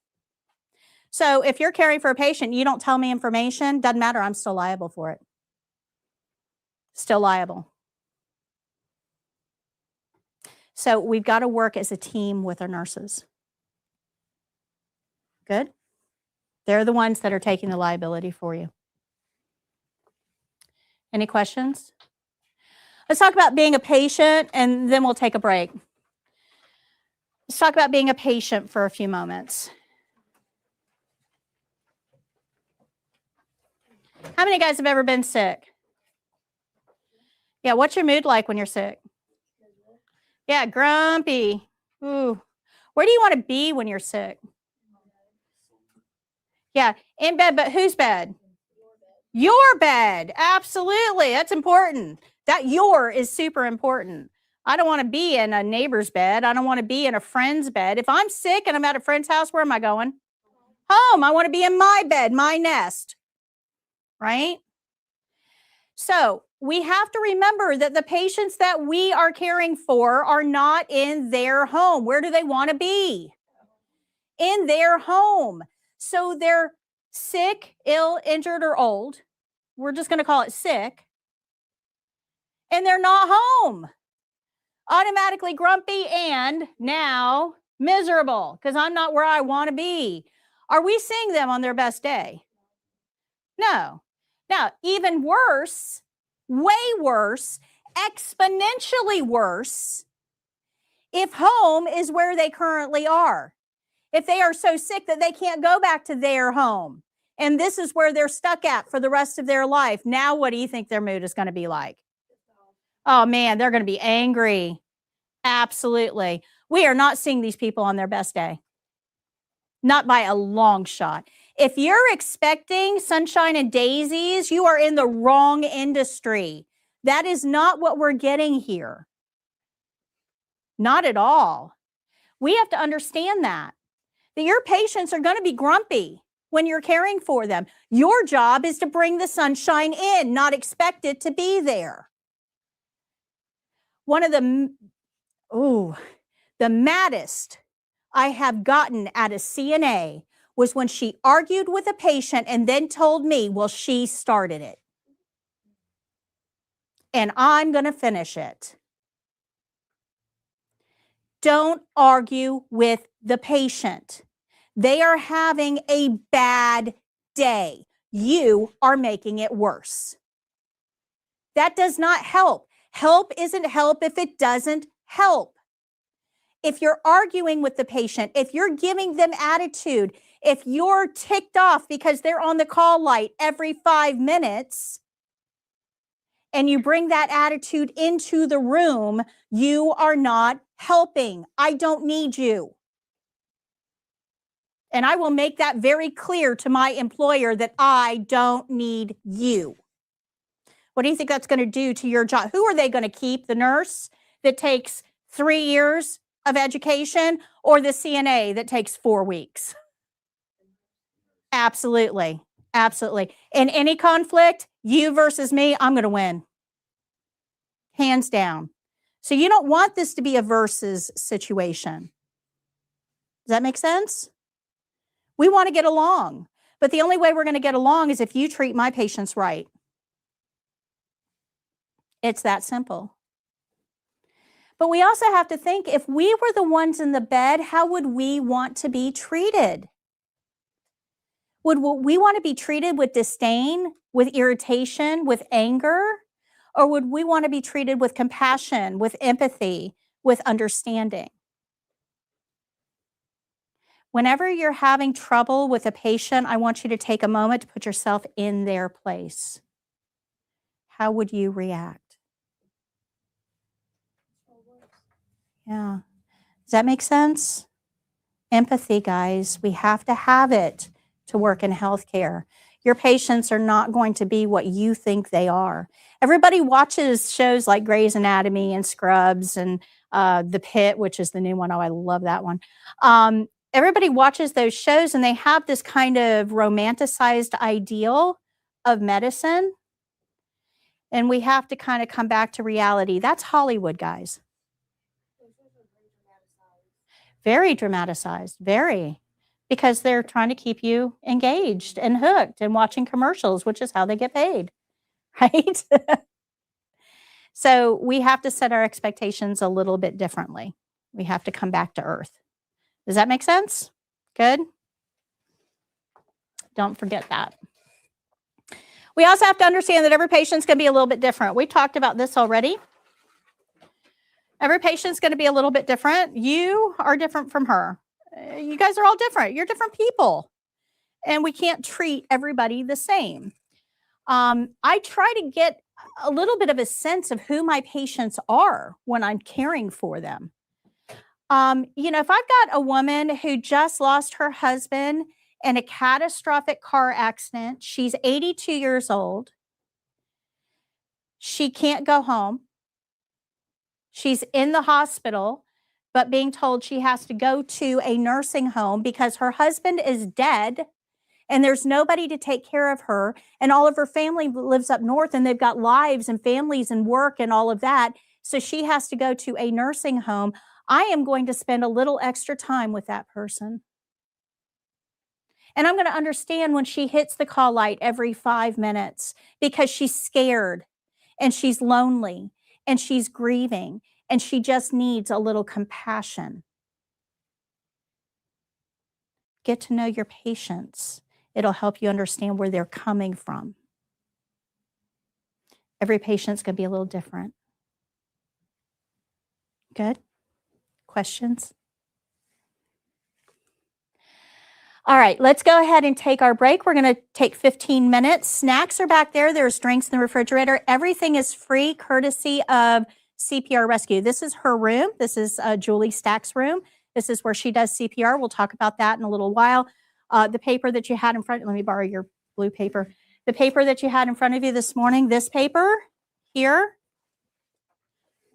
right down here in the bottom corner has the link for the CPR BLS class. CPR is BLS, same thing, just two different names. She gives you a discount, if you sign up to her class because it's her classroom. But she offers the snacks for free, so we say thank you, Julie. Bathroom is last door on the right. If you need to go outside to smoke, please make sure you put your butts in the container, not on the ground. Good? All right, 15 minutes.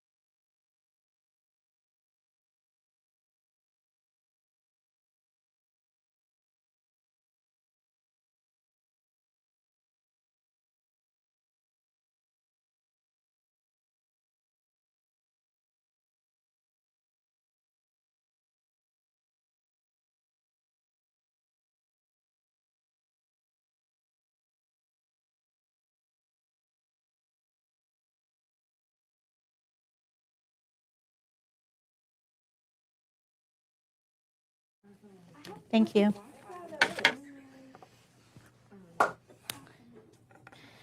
All right. Before we move on, does anybody have any questions about what we've gone over so far? Any questions? No? Okay. Am I going too fast for anyone? If I am, just wave at me. We turned the heat off and the AC on. This room seems to have two temperatures, hot and cold. So if it gets a little too cold, please throw something at me and we'll adjust it. Okay. All right. We're going to move on now and start talking about the test itself. So we're going to, because that's usually a pretty big area of stress for you guys. You're, thinking about the test and you don't know what to expect. And so we're going to kind of get that out of the way so that we can focus our attention on learning then. Okay, so we're going to kind of demystify the test a little bit. I've got a whole lesson on this on page 12 of your book. It'll talk to you about the exam. Anytime you see that video clapboard thing on the page, that means I have a video for this. And if you go onto in your syllabus, this thing, it looks very complex. It's really not. But if you look at the very bottom, it'll tell you for your CNA.com. Well, it's courses. What is it? Oh, I actually don't have it on there. Yeah, the second line, for your CNA.com. If you go under animated videos on my main website, that's where you're going to find those, is under animated videos. They're also in the online course that you guys have all been registered in. So the online course will have this lesson in there and the video is embedded in the lesson. So that's kind of the easier way to get to it. Questions? So anytime you see that video clapboard thing, it means there's a video that you can watch. I don't show you all the videos in class because I'd rather talk to you. You can watch videos at home. Okay. All right. So on testing day, we're going to go through the actual registration process on class 4, which is next Wednesday. Not this Wednesday, next Wednesday, class 4. I give you the test registration booklets. We fill them out in class together. I explain the whole testing timeline, what you're going to send in, when you're going to get emails. All of that is going to be covered in class 4. That's not what I'm covering now. Today, I'm going to talk about the actual testing day, what to expect then. So our closest testing center is in Tampa. There's actually 3 in Tampa, but the one that we recommend is the one that's closest to us. It's like right off the Parkway, north of the airport. So if you take the Parkway down, it's only maybe 30 minutes from here. It's not too bad.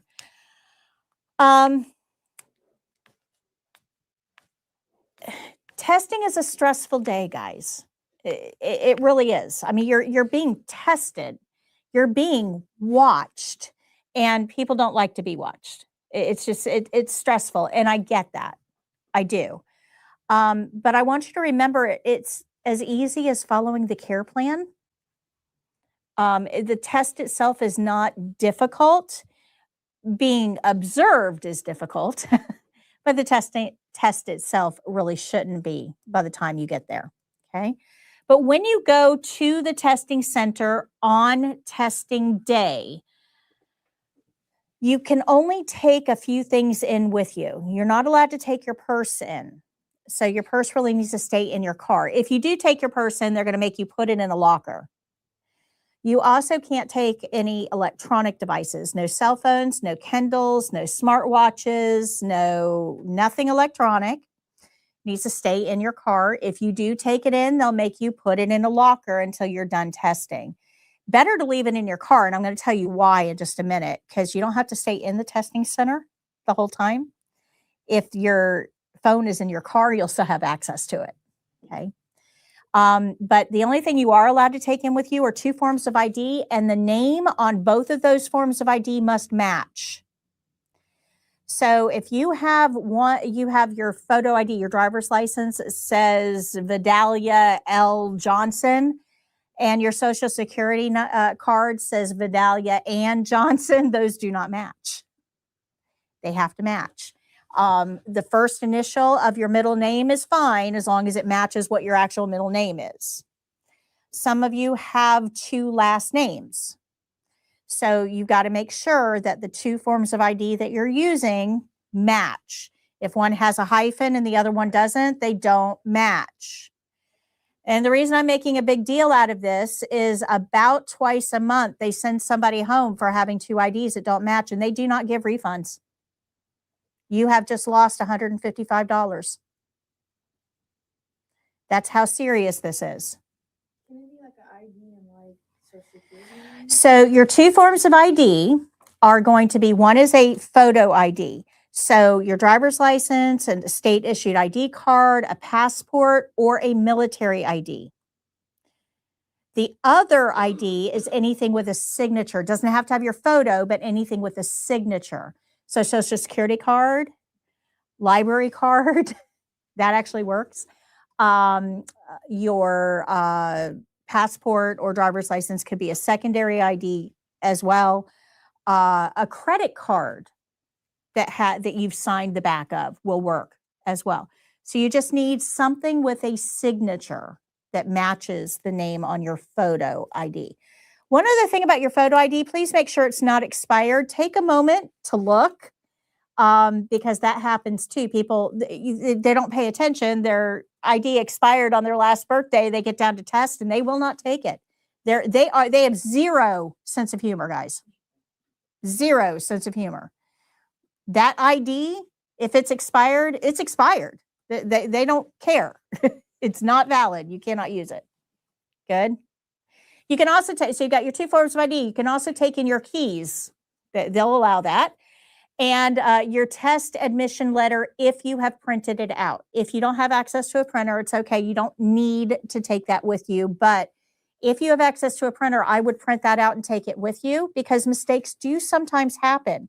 And if you have that letter that shows that you are scheduled to test on this day, if their system glitched, they have to put you in. Test admission letter. It's all, the technical term is the ATT, authorization to test. But that's what it looks like up in the corner. Authorization to test. So if you can print it out, you're going to get it in your email. If you can print it out, do so. If you can't, it's not that big of a deal. All right, so when you get there, you're going to go into a waiting room, and you're going to be there with 7 strangers. You are not going to know the people you're testing with. You are not testing with the people in this room. Everybody registers independently. You will get different test dates. So you're there with 7 strangers. Don't know them. They don't know you.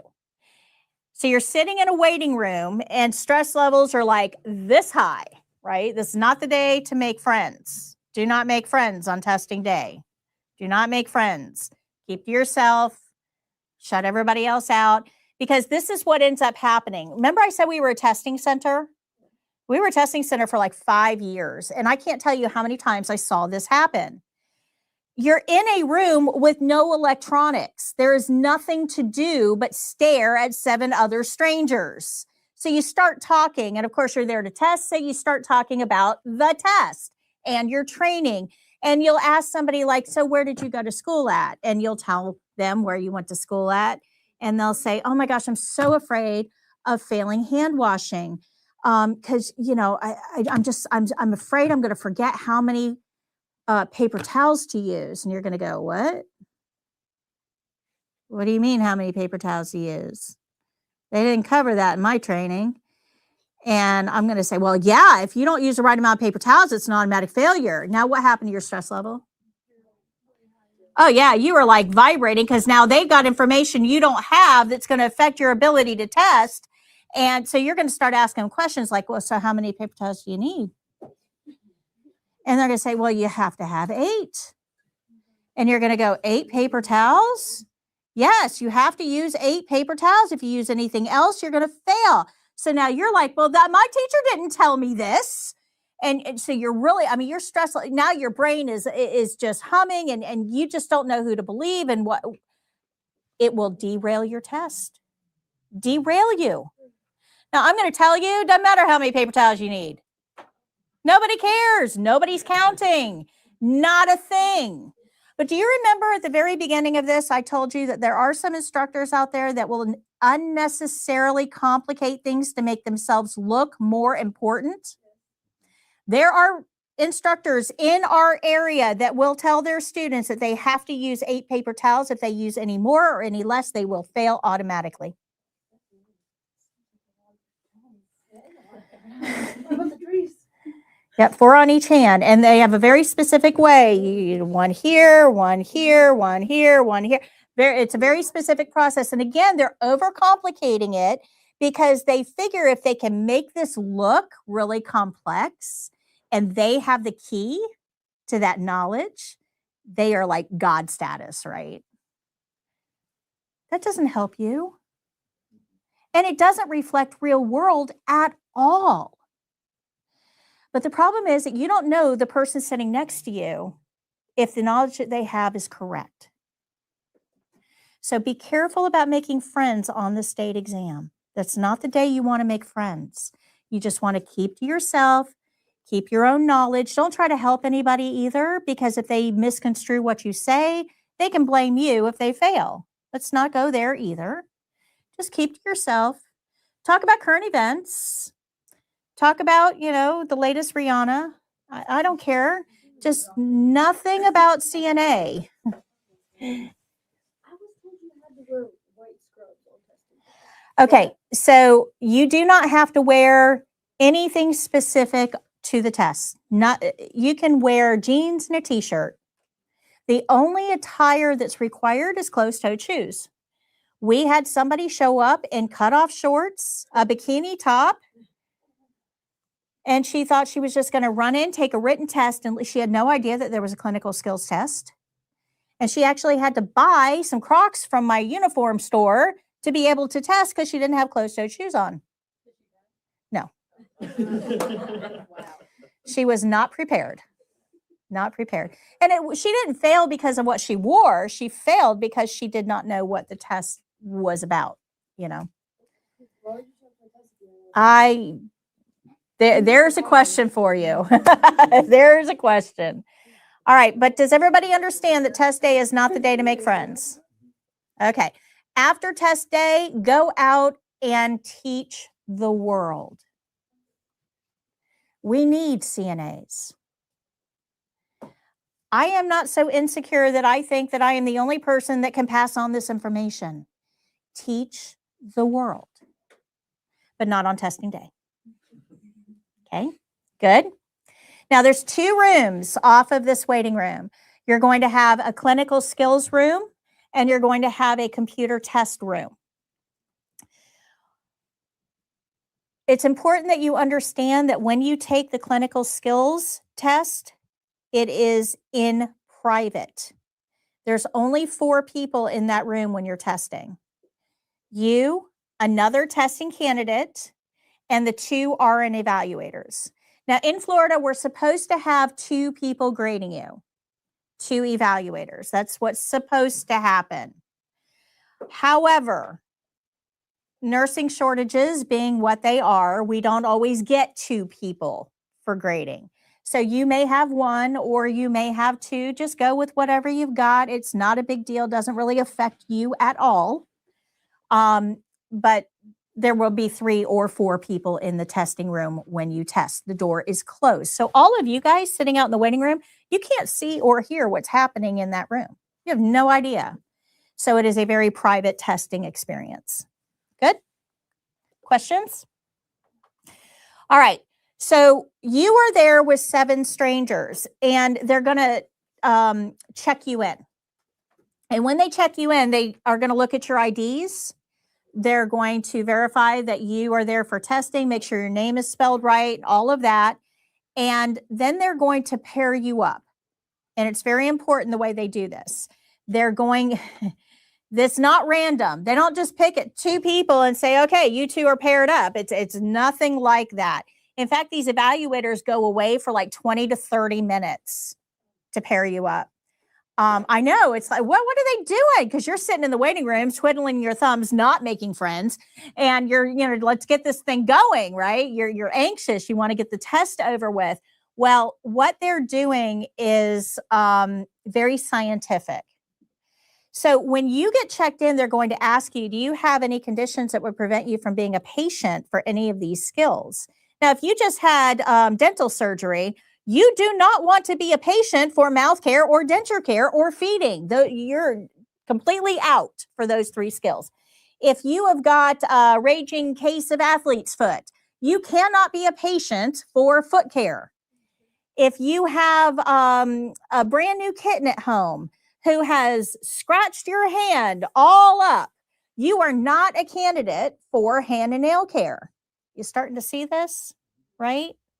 So when they pair you up, they've got to make sure that you are going to meet the criteria to be a patient for whoever they're pairing you up to. Now, if you're going to be a patient for transferring from bed to wheelchair and ambulating, they have to put you with somebody your body size or smaller whenever possible. So, for instance, I'm going to pick on you, right? You're teeny tiny. You get transferring from bed to wheelchair. They're not going to put you with me, right? I am way too big for you to try to transfer. Please remember, this is entry-level skills. You are not proving that you are a master at anything. You are proving that you have the bare minimum, and the bar is set way down here. Bare minimum. So looking around, I'm probably going to partner you up with her. Right? So as you get checked in, those evaluators, they're RNs. RNs assess like we breathe. I'm looking at all of you guys. I'm paying attention to how you speak, how you carry yourself, any limps, any mobility. I am picking up on way more than you guys think you're putting out. Way more, because I'm an RN and I've been a nurse for 35 years. I do it like I breathe. Used to aggravate my kids. Oh my gosh. I could pick stuff up like that. So they're assessing you. They check you in, they leave. You sit. 20 to 30 minutes later, they're going to come in and they're going to partner you up with somebody that may not be the person sitting next to you. It might be, but it's probably not going to be. Make sense? So we start out with 8 people, and through this matching process, they break you up into 4 groups of 2. So just for the sake of our process here, just to make it easy, you 2 are group 1, don't go anywhere. You 2 are group 2. You've got about 45 minutes to an hour to kill. Don't go far, but you don't have to stay in the waiting room. You can go out to your car. Remember I said if you leave your phone in your car, right? You can also leave study material in your car. So you can go out to your car and brush up. Bless you. Remember those bless you. Remember those worksheets we talked about? I said it would make your study packet for you. So you should be out in your car for the next 45 minutes going through your worksheets. You 2 are group 3. You've got about an hour and a half to 2 hours to kill. So Target, clearance shopping, you never know what you're going to find. Come back here, make sure you're back here in about an hour and a half. You 2 are group 4. You've got about 2.5 hours to kill. So Chili's, 2-for-1 margaritas. We'll see you in a little while. You guys are group 1. We bring you into the testing center. And when we bring you into the testing center, we have to show you around. You're new kids. You don't know where anything is. You have no idea where the washcloths are. You don't know how the bed works. You don't know what we're using for a privacy curtain in this place. So we've got to show you around. And when we show you around, you can ask, how does this work questions all day long. How does the bed go up and down? How do I lock the wheelchair? How do I close the privacy curtain? You know, you can ask those kind of questions. You can't say, how do I do bedpan again? Okay. They're not going to instruct, but they will orient you to your surroundings. You can also ask where to find supplies anytime during the test. So if you get halfway through a skill and you're like, oh my gosh, where are the hand wipes? I don't know where to find the hand wipes. I don't see the hand wipes. Where do I get a hand wipe? You can ask, where would I locate the hand wipes? And they'll say, yeah, they're right here on the table behind you. Good. No. Supplies are not graded. Supplies are not graded. So once they've oriented you to your surroundings, then they're going to pick one of you guys to go first. I'll pick on you because you're closer. So you are the first person testing, but you need a patient to perform that test on. So she becomes your patient. Now, when she's your patient, she's going to get some very specific instructions. I'm going to tell her what to say and how to act. You are going to be you, not a 90-year-old version of you. We're not winning any Academy Awards. You are you. Yes, you are you.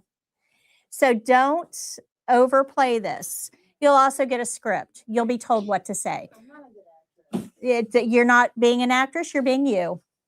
You're being you. So you're going to, and like I said, they're going to give you a script. They're going to tell you be pleasant, cooperative. Just say yes. That's it. Just pleasant and cooperative. So remember I said that they're testing on minimum skills competency and the bar is really low? Like really, really, really, really, really low? Okay. This isn't the hardest test. They find the easiest version of this skill and test you on that. Make sense? So you are going to get, where is it? You have to have a care plan to do your skills on her, right? So give me a number 1 to 11. 7? Okay, 7 works. 7 works. Okay, so the computer randomly picked skill set 7 for our first testing candidate.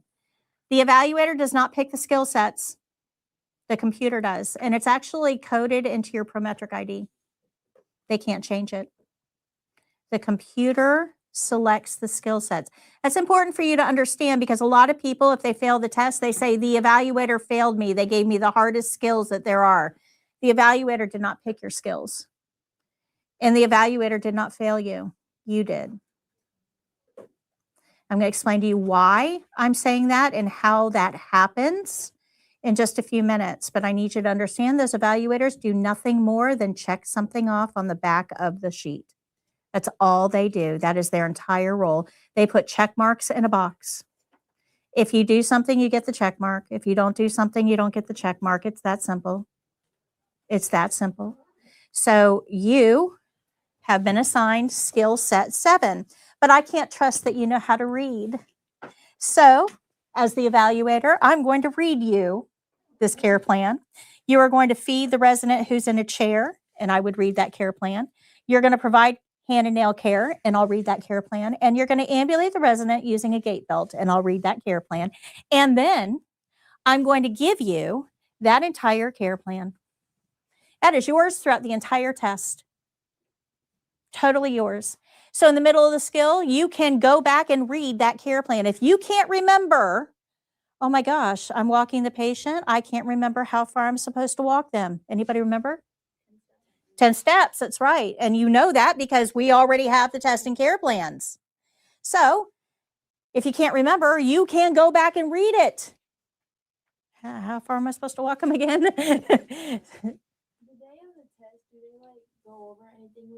No, they do not instruct. There's no instruction on testing day. There's no review. It's just the test. No. Yeah, you can in your car. You can have your review sheets. You can go onto YouTube and watch videos. You'll have the access to the online course. I mean, you can study in your car, but I'm going to tell you that if you get all the way to testing day and you're not ready, you shouldn't be at testing day. Remember, these are Yeah, yes, and we have, thank you. So this room is available for practice the week after graduation on Mondays and Wednesdays. And this is the sign-in sheet here. You would just put your, this is your name. It'll be up here. You can after class, but you can just find your name and write, tell me when you want to practice. You can do all time blocks for both days. That's fine. Okay, so you'll be able to. Anyone signing up for practice as well, we don't have like a limit on how many people. If everybody wants to show up on the Monday and Wednesday, that's an option. We don't limit it to 3 or 4 people. So if you see a bunch of names on there, don't stress it. Yeah, the biggest thing is I just have to know when to have Jake here. that's it. This is Jake's schedule. That's all. Be here. Okay, you had a question? So we have 11 different skill set, and we have 33 different things on that skill set. And if they're gonna shuffle it, like, will they shuffle it like 32 different things in a 3 set? Will they shuffle it? No. So if you go to page 25, Mhm. you are going to get one of those. Yeah, like, will that be arranged just like this? Yep. Okay, they will not. shuffle This it. is based exactly on the test. Okay, so we're gonna get exactly one skill set. Exactly. Okay. Exactly. They don't change it. And like I said, I've been doing this 20 years. So you're going to see this in just a few minutes. I'll show you here. When you take the test,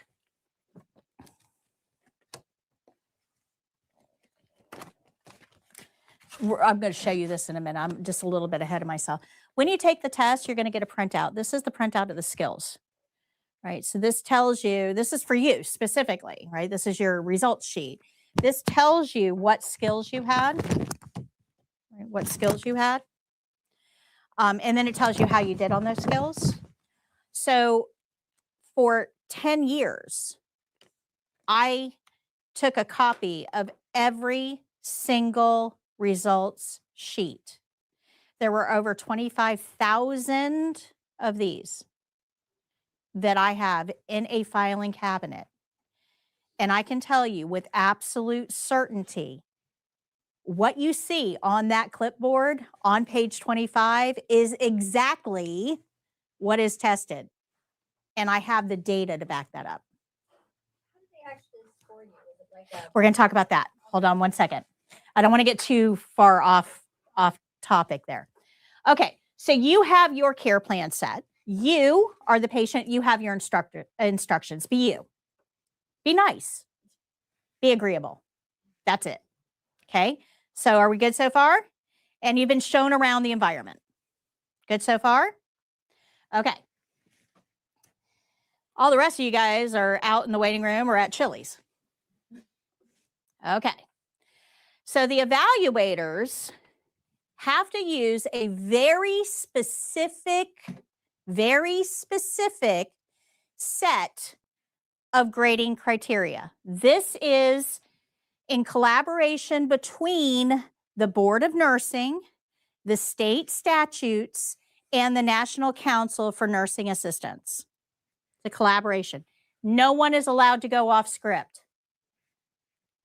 You guys got that? The evaluators can't make something up. No one is allowed to go off script. So they can't change those up. They can't grade you on something that's not here. They have to follow the rules, just like you do. Good. That's why there's 2 evaluators, to make sure that one of them isn't going off script. Checks and balances. Good. Make sense? Okay. So one of the things that somebody asked was about supplies, right? There is no checklist, right? So here's our checklist. Let's just say hand and nail care, because that's the one I can read. It's right here. So there is, if you read through all of these, right? And you've got that one, right? Hand and nail care? Is that? Yeah. So I'm going to make her do it. So scan this real quick. Here's your, can you read that? I know it's super small. Scan this real quick. Is there any checkpoint on there that says got the right amount of supplies? No. No. They aren't grading you on supplies. There's nowhere for them. They can't write it in. They have to check a box. If you do it, you get the box. If you don't do it, no box. Nothing there. It says supplies. So you can be halfway through the skill, realize you forgot a towel. You got no way to dry this person's hand. It's just sitting there dripping, right? You can stop what you're doing and go get a towel, and there's nothing to reflect that. It doesn't hurt you. Now, you will get to check off dry hand, number 8. But you can't check that off if you don't have a towel. No towel, no dry, no check mark. Good. So you have to have the supplies to do the step, but there's no check mark for got right supplies. Everybody got that? Again, test is not nearly as hard as we think it is. Okay? And they can't go off script. Remember that. They can't go off script. All right, so let's talk about grading. So this is the checklist, okay? And, you know, I don't have that. Jake, can you make a note for me? Print off Prometric, the checklist. I realized the last couple classes I don't have that. It got lost in the move. All right, so if you look at page 65, you'll see a checklist here, okay? This is for Pulse, this checklist. But I'm going to steal that back real quick. But what I want to show you is that this is the checklist that Prometric publishes. You can go on Prometric's website right now, all of you, and print this out. This is freely available to everybody. So that's why I said, if you get to the test and you're not prepared, you probably shouldn't be at the test, because all of this information is available. So this is their checklist. The problem is that this is actually what they're grading you on. Do you see how much more stuff is here than here? So where did the other stuff come from? There's something called indirect care. So if you look at the bottom 5, do you see the bottom 5, starting with 8? It says, ask resident about preferences during care, and then it says IC next to it. Okay, anything with an IC, so 1, 2, 8, 9, 10, 11, and 12, that's like over half of the checklist. Anything with an IC next to it means that there are more checkpoints under that topic that they're not showing you. So IC is kind of like hidden from students. Now, it is published. You can access it. It's just really hard to find. So what I did to make it easy for you is I combined those two checklists. So when you're looking at this, you can actually see the other things that they're grading us on. Does that make sense? Good.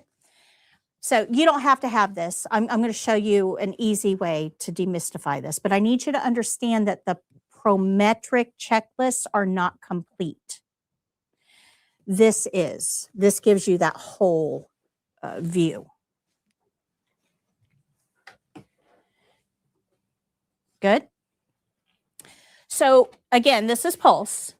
Now this is mine. This is a copy of mine that has those extra things on it. Extra things. When they're grading you, this is the one that they're using with the extra points. So when you're doing the skill, you do your opening because you were taught to do your opening. Knock, knock, knock. Hi, Miss Jones. My name is Patty. I'm your CNA today, and I'm here to take your pulse. Is that okay? Close curtain, wash hands. All right, you've done all that because you were taught to do it. We're going to learn that in just a few minutes. So we get this checked off. It says, greet resident, address by name, and introduce self. I just did all that. I get that check mark. It says, provide explanations about care before beginning and during care. I said I was going to take their pulse, asked if it was okay. I got that check mark. Yay. What I didn't do was support the arm. I just kind of let it dangle over the side of the bed. So I did not do that step. If I don't do the step, I don't get the check mark. I didn't ask the resident about preferences. I didn't do that step. I'm not going to get a check mark. So these two things without check marks are called deficiencies. What are the preferences you mean by Well, it's actually, I did that because I forgot. When you ask the patient, is that okay? That's their preference, right? That we're giving them the control. Remember, help isn't help if it doesn't help, right? So we're giving them control. Unfortunately, during my opening, I'm routine oriented, so I always ask, is that okay? Oops. So it didn't help with this demonstration. But let's say I forgot to ask if that was okay, I wouldn't get that check mark.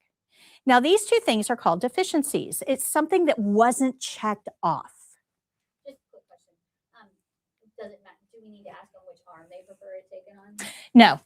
No, you can if you want to. I mean, that would be a preference, and that would, at least we'd get a check mark on that, but it's not necessary. Okay. No.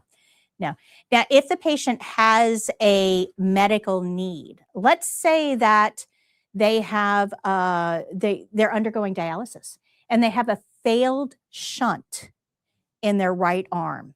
Well, that's going to affect vascularization. So the care plan would actually say to take radial pulses in the left arm.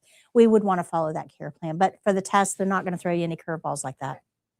I just didn't know if that was like a preference. Like, 'cause I know sometimes when you go to the doctor, they're like, what arm do you want us to take blood out of? Yep. Yeah. That's because they hope that you're going to give them the one with the juiciest vein. I know that, but I'm just. Yeah. No, that for the test, it's not an issue.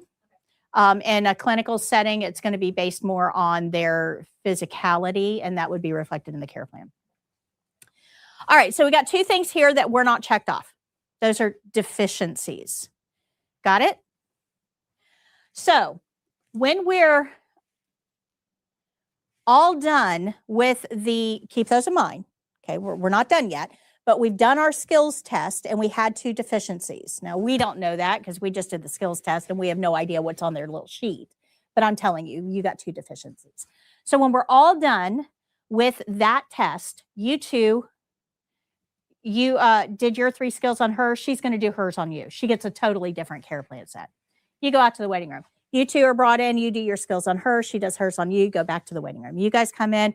You do your skills on him. He does his on you. You go back to the waiting room. You guys stumble in from Chili's. You do your skills on her. She does hers on you. You go back out to the waiting room. When we're all done, we all go into the computer room and take a 60-question multiple choice test on the computer.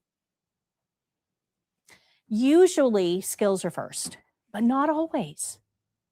Not always. If we have somebody there that's retesting on the written test, because you only have to repeat the section of the test that you failed. So we have somebody that took the test already, they passed the skills, they failed the written, they're back for try 2, and all they have to take is the written. Yeah, we're all going to do the written first so we can get that person out. But usually, in most cases, skills will be done first and then the written. Good? So we take 60-question multiple choice written exam. Now, I have a resource for you. This is on that blue paper that you have, those QR codes at the bottom. Borrow that. Sorry, I keep stealing yours. Okay. Second to the last one, right here. If you scan that QR code, fill out that little pop-up box, the system will email you the ebook. This is the print copy. It's the only print copy I have. I had to pay big money for the print copy. This is the print copy. It's a workbook style, but it's designed to help kind of demystify that written test. But if you remember your role, that's going to be a big part of the written test. Anybody that's attending live, we got 20 people on right now. So anybody that's attending live virtually, you can just go to foryourcna.com/ebook and get this exact same thing. It's free. Download it. But I've also got this. I actually am doing this tomorrow. We do a practice test game show on the first and third Tuesday of every month. And it just so happens tomorrow, I'm doing one. And I'll also be doing one, I think, the week of your graduation as well. You can scan this to go directly to the playlist to watch the replays. But if you just go to my YouTube channel, youtube.com/foryourCNA tomorrow at 11 a.m., I will be on there live and I give you 15 test-like questions, and it's a game show format, and you have the ability to win prizes. We give away t-shirts, different. The one that you got is one of them, but we have other t-shirts. We give away the CNA Principles card game, which is second place. It's a lot of fun. Great way to learn. And we give away some motivational gifts as well for third place. So you can win actual real prizes by participating in the game show, doing nothing more than getting ready for the state exam. That's all available for you as well for free. Oh, yeah, those are the prizes. This is what the game show looks like. I do this from my house. I don't want to come in here. So here's a sample question. Which is a potential hazard for residents in healthcare settings? Here are your potential answers. Now, this is a hard question. I'm going to tell you right up front. This is a hard question. This was an advanced question. So understand that some of the answers are there specifically to mislead you. Listen to the answer choices. 1, wet floor signs on a wet floor. 2, bed in lowest position. 3, call light within reach. Or 4, maintaining bed rest with restraints. So which is a potential hazard in a healthcare setting? Most people chose 1, a wet floor with a wet floor sign. That's a potential hazard. And yes, that is. But maintaining bed rest is actually a much bigger hazard because that patient is now weak and likely to get up when you don't answer the call light. That is a potential hazard. A wet floor with a wet floor sign on it is not nearly as big of a hazard. Good? Those are the types of questions that we cover in the game show. So you would answer the question, it's going to award points, and then afterward I tell you why the right answer is the right answer. Good? So after you're done with the written test, you're going to get results. You're going to get results from the written, and you'll get results from the skills. This is the results from the written. It tells you the 5 categories of content on the written exam, how many questions were in each category, and how many you got right. You will also get a similar printout for the skills. It will list the skills that you performed, and then it's going to give you an item feedback. These are the deficiencies. They're listed here. If you have 2 evaluators, if the deficiency is listed twice, that means both evaluators showed that as a deficiency. If you have 2 evaluators, but you only have 1 deficiency, it does not count against you. It means one of the evaluators did not pay attention. It's a very complex question, one that I don't have a simple answer to. And that's why you need the ebook, because the ebook explains that. I can't say, well, you can miss 7 questions and be fine, because it depends. Let's go back here real quick and let me show you why. Where is it? Okay. So let's say you missed 7 questions on the exam, right? This, providing specialized care for residents with changes, only has 7 questions. So if you missed 7 questions and they were all from this category, do you know how to care for patients with problems? Should you be a CNA? No. So that's why that's a very complex question to answer, is you have to pass each category. And then there are things called critical concept questions. 1 question can fail the whole exam. If you pick an answer that puts your patient in mortal jeopardy, if this were a real situation and you did this, your patient could suffer consequences. It's an automatic fail. Now, why would they do that? It's a test about you. It's a test about you. Think about that. You think the test is about you. You're taking the test. You're the one being graded. That test has nothing to do with you. Test is not about you. It is about the patient. Every question on that test is focused on the patient. Every skill is graded with a focus on the patient. That's what all those deficiencies are, is they're focused on the patient. Now, if you can make that switch in your brain and understand that the test is not about you, it's about the patient, you will do great on the state exam. Good? Make sense? So I can't give you an easy answer to that because there is no easy answer. So here's a critical concept question. When you are working in a facility and there's a fire, we just had a fire in an assisted living facility here in Spring Hill. And yes, somebody did get injured. When there's a fire at a facility, it's up to us to figure out what to do pretty quick, like now, in a hurry, because our patients can't save themselves. They have to rely on us to do that. So patients and fires should never be in the same place. Well, that makes sense. If you have a patient in the same place as a fire, move the patient. Get them out of there. So our very first action in a fire is to remove the patient, period. End of discussion. Patients and fires can't be in the same place at the same time. That makes sense. So if you have a test question that says, you see a fire, what's the first action? And you select sound the fire alarm, you left your patient in the same place as a fire. That's an automatic fail. You failed the entire test based on that one question because you left the patient in the same place as a fire. Make sense? Good? Well, actually, no, because we're not fighting the fire. We're removing the patient. Yes, your EMS. Yes, your EMS. Now, at a care facility, because obviously I haven't worked at one, but would there be, I'm assuming there's a plan, because I mean, I used to teach and we obviously had to practice fire drills and Yep. blah, blah, blah. So I'm assuming there's a plan and like, you know, you're in charge of these rooms and you're in charge of these rooms and I'm in charge of these rooms. Right. And usually you're in charge of your own, whatever rooms you're caring for those patients in most places. Now that there may be some differences there, but in most places you're going to be responsible for taking care of your particular patients. But chapter 3 in your book is going to go over fire safety. Pay attention. It's RACE. That's what you have to know. It's rescue, alarm, contain, and extinguish. So we're going to move the patients out of the fire area. We're going to sound the alarm, and then we're going to close doors.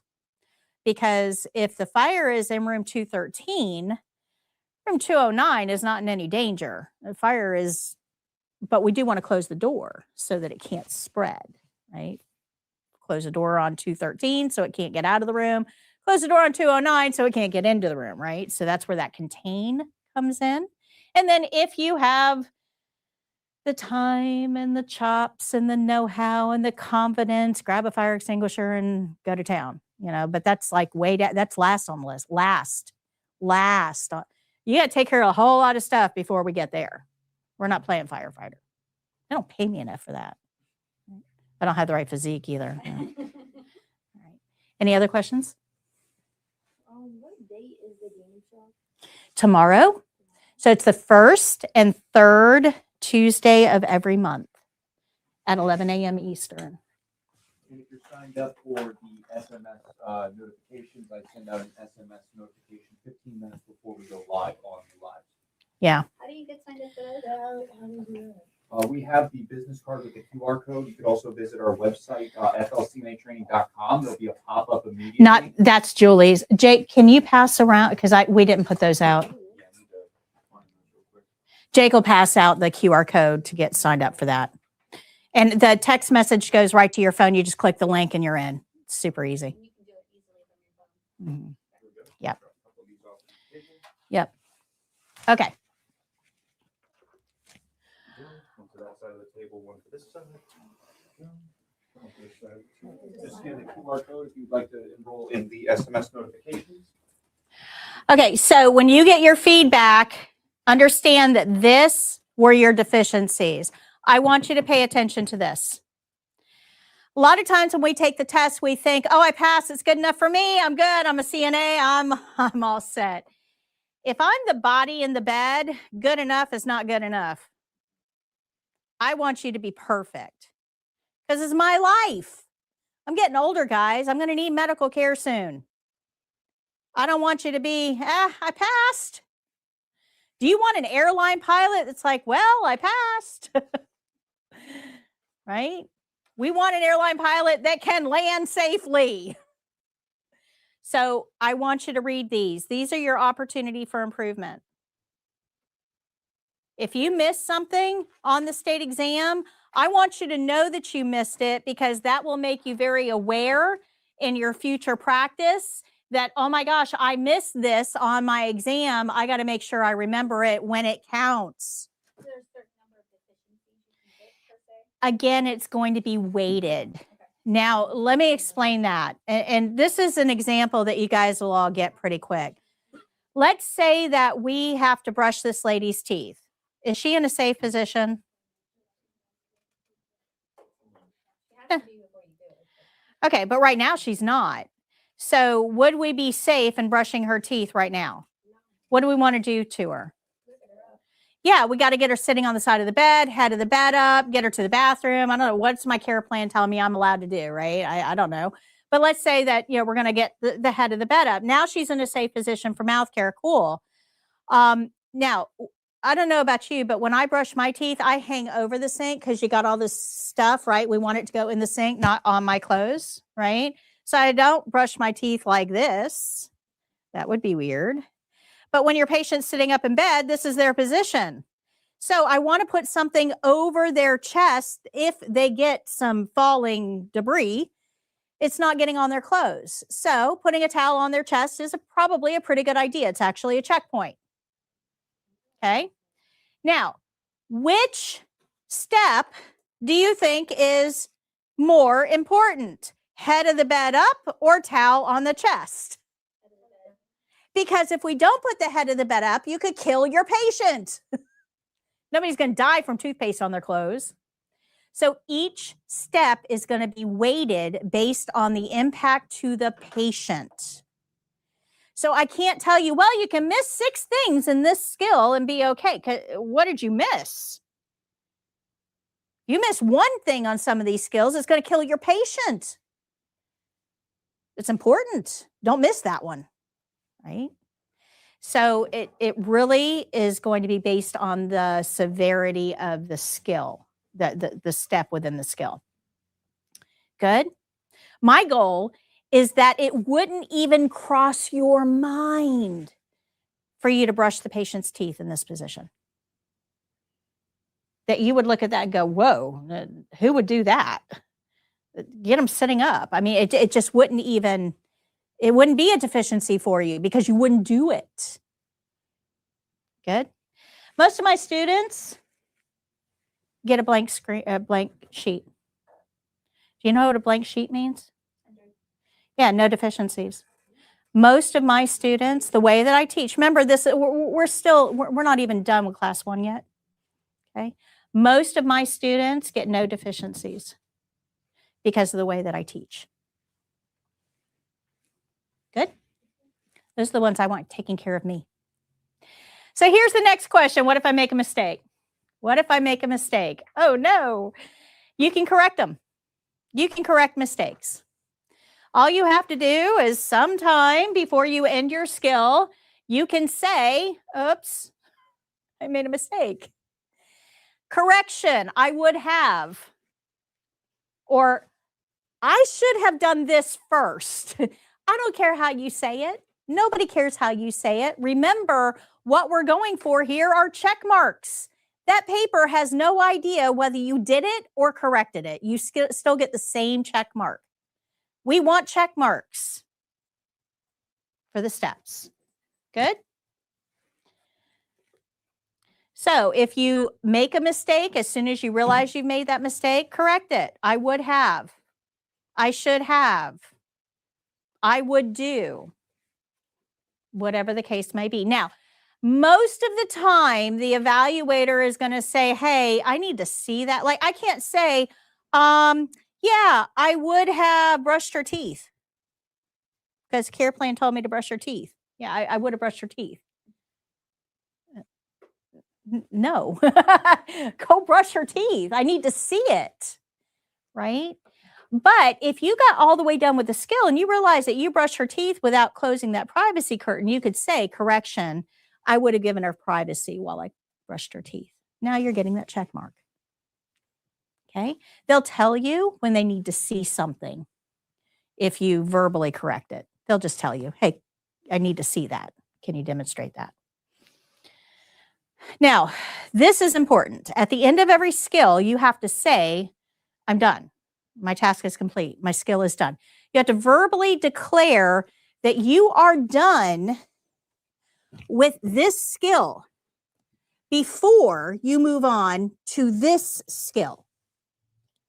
You can make corrections in this skill up until you say, I'm done. The minute you say you're done, it's like red button, final answer on a game show. Zzz, no more corrections. Then you're going to go into skill 2. And we're going to treat, even though we're still in the same room, we never left, same patient, never left, we're going to treat this like a totally separate encounter. Like we're seeing them for the first time. And we're going to do our skill, and then we're going to say, my skill is done. And then we're going to go to skill 3, and we're going to treat it just like a brand new patient encounter. Good? All right. This is why I tell you to read your care plan one more time at the end of the skill, because you can make corrections up until you say, my skill is done. So let's say that your skill is to turn the patient onto their right side and prop them there with pillows. That is a skill we're going to learn. Turn the patient over on their right side. So you do the whole skill, and you go back and you read the care plan, turn the patient on the right side, you look at the patient, and you go, oh, she's on her left side. I could say, correction, I put the patient on the wrong side. I would put the patient on the correct side. And now I'm going to get that check mark. Good? Make sense? So look at your patient, look at your care plan, make sure they match, make any corrections, and then declare that your skill is done. If they want to see it, they'll tell you on corrections. All right, so let's figure out how we're going to get through this program. All of that to get here. We're going to talk about this. This looks very complex. I know students freak out when they try to read it. It's not as bad as it looks. So there's 4 columns here. The first column is what we're doing in class. The second column is me talking. These are the lectures I give in class. The third column is the dreaded homework column. Nobody likes that column. I get it. I understand, but we got to get through it. And then the last column are things I'm going to try to get to, but may fall short because my time management is not as good as I would like to believe it is. Okay. So let's look at that first column real quick. So we are going to learn skill rules. Oh, we already did that. You can check that off. We learned skill rules. Remember, we follow the care plan, the whole care plan, and nothing but the care plan. We observe and we report. Remember that? So we've got that down. But we also still have to learn the opening, the closing, hand washing, and indirect care. And I've only got an hour left. Oh, okay. So second column, let's see if we can check some things off of there. What to expect on the CNA exam. Oh, we covered that. So you can put a check mark there. Delegation and liability. Oh, yeah, we talked about that. That can have a check mark. Patient considerations. Remember, be nice. We can check that off. Testing care plans. Oh, we talked about that as well. And let's puzzle this out. We talked about all of the principles on the back wall that we are going to learn in the course of the class, so we can check that off as well. Those are the page numbers for everything that we've already talked about if you want to go back and review. So even though we still have a ways to go, we've gotten quite a bit done. Now, if you look at the third column, you can see homework. This is our homework book. the yellow book. You're going to take this book home and you're going to leave it there. Don't bring it back to class. We don't work out of this book. It's not my favorite book. It's, how do I put this? It's written at a simple level, like 6th grade level. So there's not a lot of big words. It's not hard to get through, but it is boring. Oh my goodness. Study in short bursts, 10 minutes, and then go do something mindless. Go wash the dishes, walk the dog, play with your kids outside, something mindless. And that lets your brain kind of digest what you just read. And then go back and read a little more. If you sit down and you try to read all of chapter 1, your brain is numb halfway through. And you're not absorbing anything past that point. It's just like, oh my gosh, you're just turning pages at that point and not absorbing the material. So you need to study in short bursts. But take this home and leave it there. You're going to bring it back on the last day. Don't highlight. Don't make notes. Don't let your dogs eat it. Bring it back to me on the last day. But we do need some information that's in this book. So go back here. This is the book I'm talking about. On the front of your book, up here, is a Y and a number. When I call your name, if you can give me that number. Brianna, 6. Natalie, 3. Katie, 9. Cody, 4. Thanya, 8. Did I say that right? Yeah. Okay. Good. Elena? 7. If I say your name wrong, please let me know. Haley? August? 14. Justin? 13. Holly? 11. William? 10. Brandy? 1. Special? 20. Harmony? 12. Okay. All right. And if you want to be called something other than what I called you, just let me know and I'll make a note. So this is going to be your homework book. For homework, you're going to go home and read chapter 1 in this book in short bursts. And then I need to make sure that you actually got what you needed from that book. So we're going to go to page 181 in the white book, the spiral book. So our tests are going to be located in the spiral book. Reading in the yellow, test in the white. You're going to go to page 181 and you're going to answer these questions. These are vocabulary words. These are multiple choice. But just answering the questions doesn't really help you. You kind of have to know whether you got them right or not. So if you go to page 201, that's your answer key. Now, could you cheat? Sure. Here's your answers. Right there. Those are your answers. And knock yourself out if you want to cheat. But it's not going to do you any good if you cheat on this when you get to the test. This is all for you. I don't care about grades.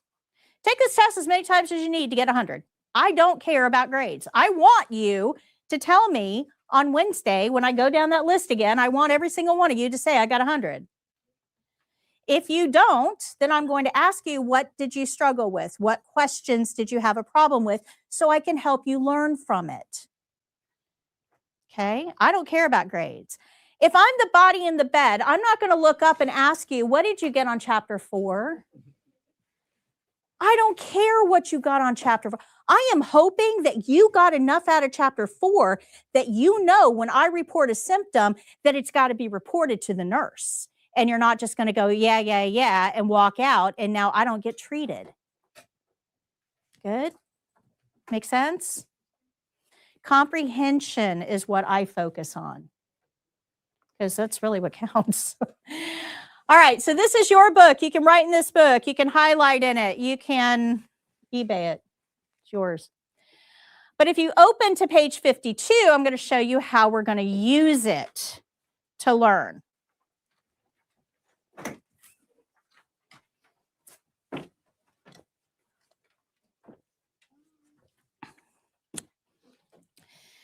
Now, I'm going to tell you, I'm going to go through this part fast. You may want to bookmark, right? So if you go back and watch the replays, start just before the 3-hour mark. Because I'm going to go through this pretty fast, and you may want to review it at some point. Every skill that we're going to learn is set up exactly the same way in the book. I'm using Pulse as your template, right? This is kind of our example of how this is going to work. But you'll see at the top, you'll see the name of the skill. You're also going to see some puzzle pieces down the side. These are the principles we have to learn.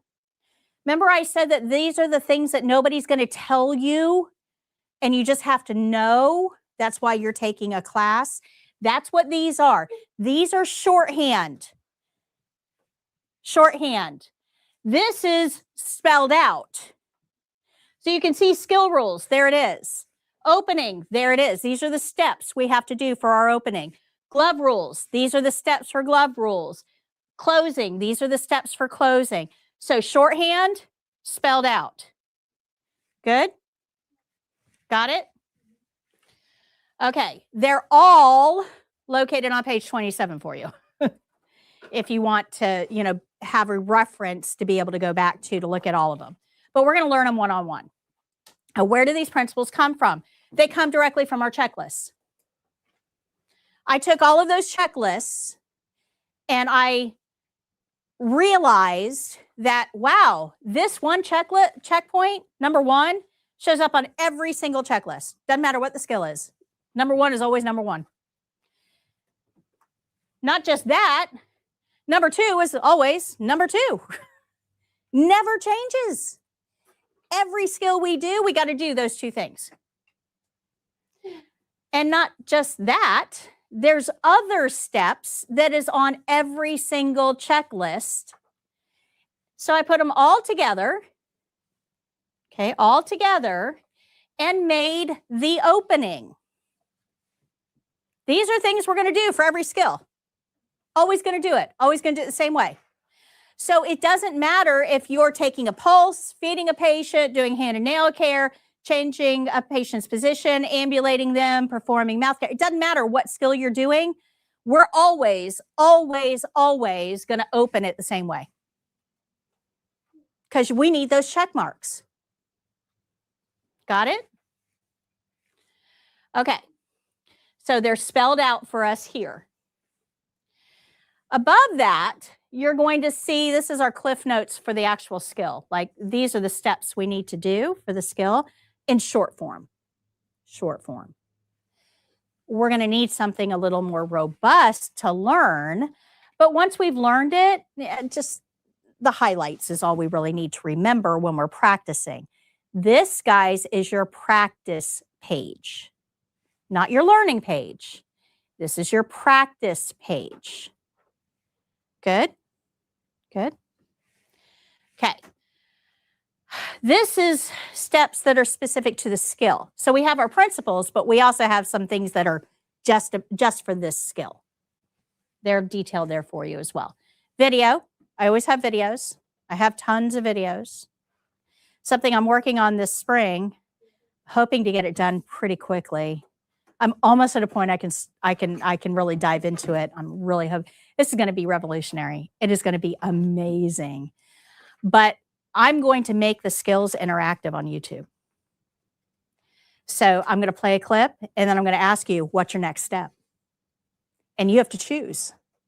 And if you choose wrong, it's going to take you to a video that says, no, that's not right. And this is why. This is what's going to happen if you do that.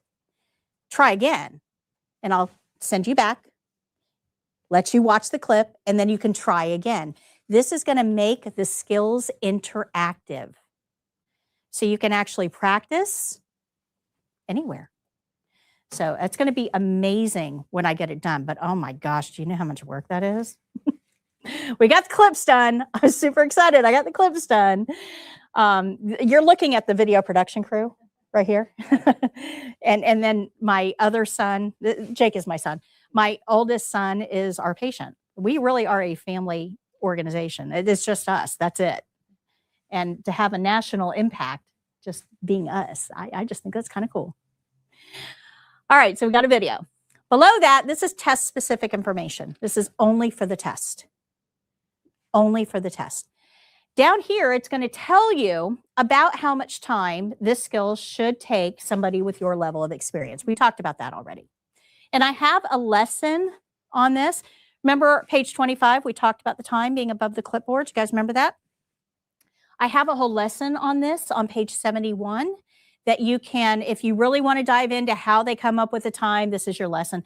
But it's also on the bottom of our, of this. The timing is down here. Okay. All right. The next little section there tells you who you're going to be doing this on. Now, most skills are going to be done on another testing student. We talked about that, but there are a few skills that are just a little too personal to be doing on another live person. So we'll do those on a mannequin. And there are 3 mannequin skills: partial bed bath, catheter care, peri care. Drainage bag is usually on the mannequin too, but we don't really do much with, we're just emptying the bag. So that one kind of counts as a mannequin skill as well. Okay. If you see mannequin here, it means we're going to do it on a mannequin. If you see a live person here, when you're practicing, you should be practicing it on a live person. Sorry, there is another one, dressing. Dressing is a mannequin skill. Sorry about that. Don't try to do a live person skill on the mannequin. She doesn't bend like real people do. It's not a good indication of the state exam. Most skills will start out with a patient in the bed. So if you see a bed there, like here, you see a bed there, put your patient in a bed. But there are a couple skills that start out with a patient in the chair. Hand and nail care, foot care, denture care, and feeding will start out with a patient in a chair. So this is allows you to kind of do a dress rehearsal for the test. I'm giving you test information. And then the last little section there will tell you whether charting is required. If charting is required, if we're going to document something and there's normal values, they'll be listed there as well. Like pulse, normal value is between 60 and 100. It'll tell you that on the bottom as well. Remember our testing care plan sets, these guys have the timing formula on the bottom. So you can always look at it. All right, so now let's go to 53. This is how this book is really structured. This really is the meat of the book. This is our learning page. Remember, the other page is our review page. This is our learning page. So these, you guys remember, are not for you. They're for RNs. And you're not going to know whether you violated an infection control principle. You're just not going to know. So what I did is I took these and I filtered them through the RN brain and I wrote out step-by-step instructions to tell you exactly how to do this skill. These are detailed. These are way more detailed than you think they are. I am telling you exactly when to take that toothpaste cap off. There's nothing left to chance here. There are no decisions you need to make. When you're practicing, if you have this book open, Jake, can you take that down for 1 second? And I'll respond to that in 1 second. If you have this book open when you're practicing and you do these steps in this order, exactly how it's written, you will get 100% on the state exam. I guarantee it. I guarantee it.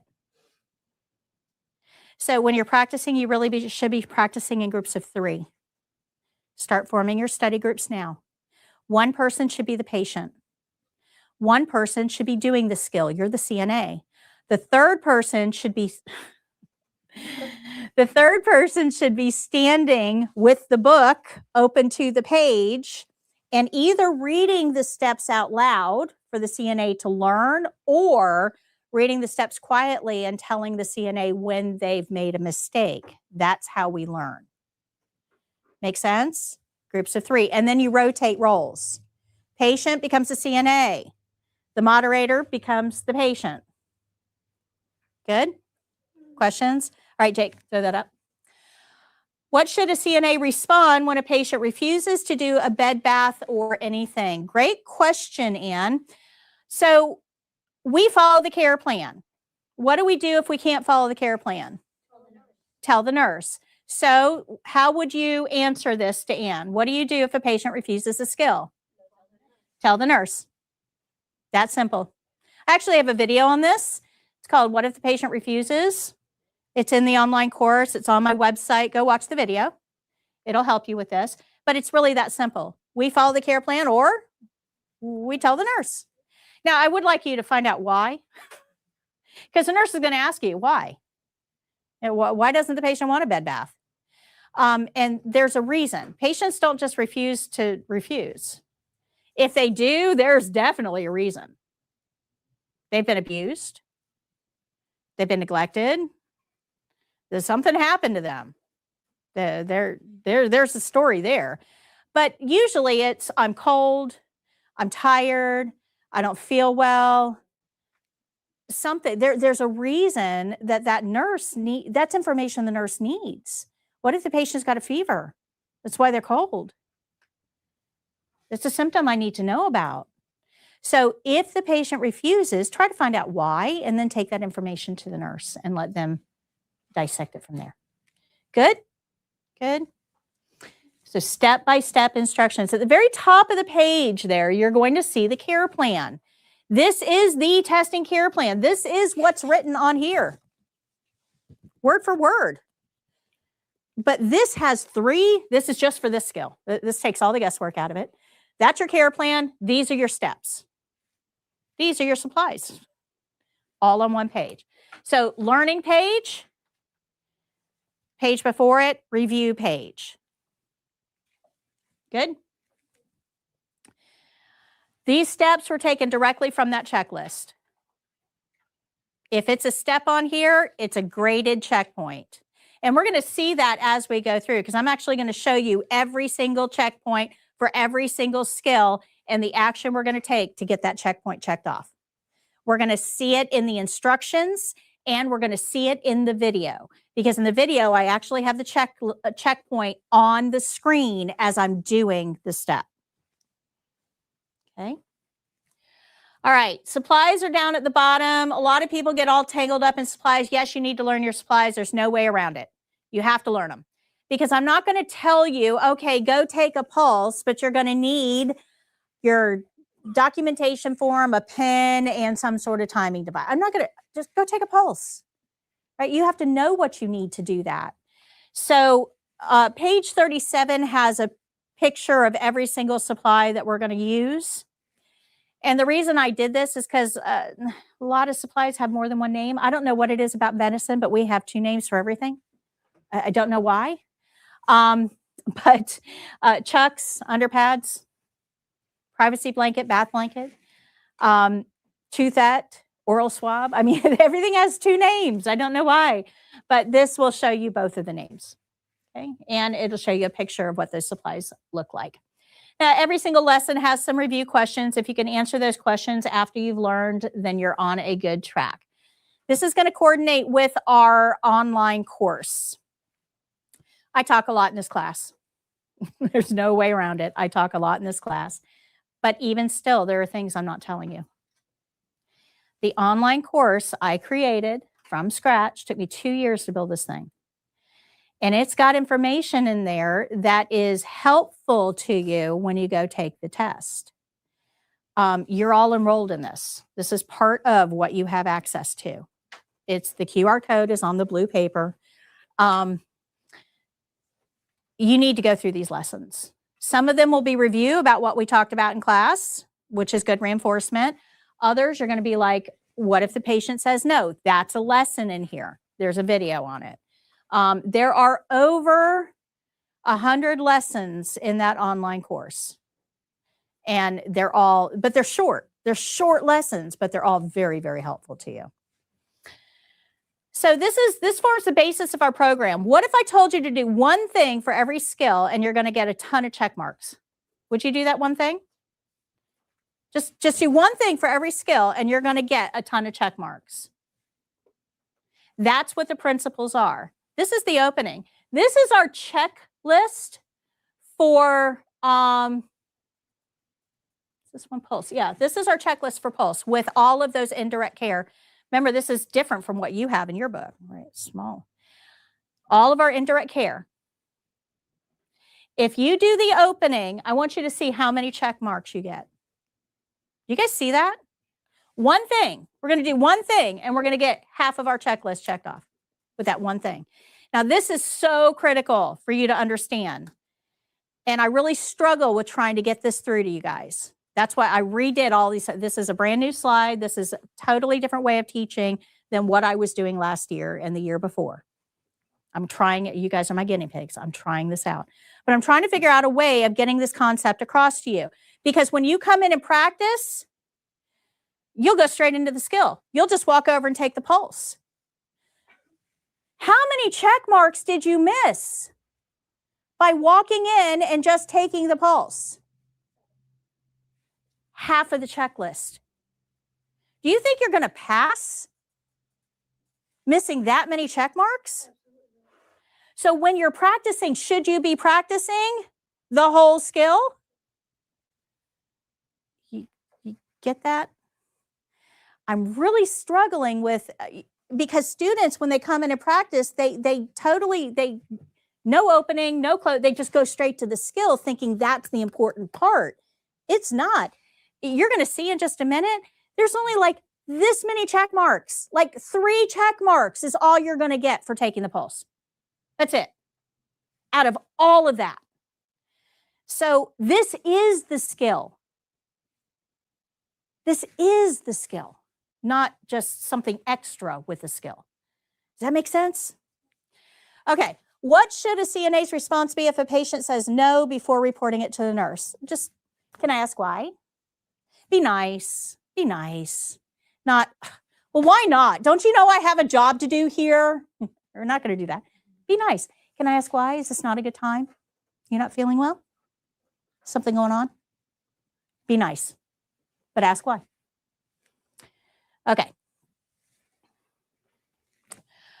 All right, so the opening is something we're going to do at the beginning of every single skill. This is our introduction to the opening. Explains the steps. I have a video for it because I have a video for everything. And this is part of our principles. So this actually is part of our scope of practice. We have to know how to do this. This isn't just for the test, guys. This is our scope of practice. Let me tell you guys something that you probably don't know.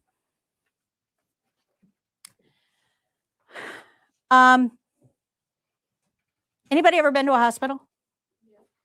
Okay. When you go to the hospital, the care that you receive at the hospital determines reimbursement. Especially with Medicaid and Medicare. So if somebody is on Medicare and they go to the hospital and they get medical care, they get a survey after they come home.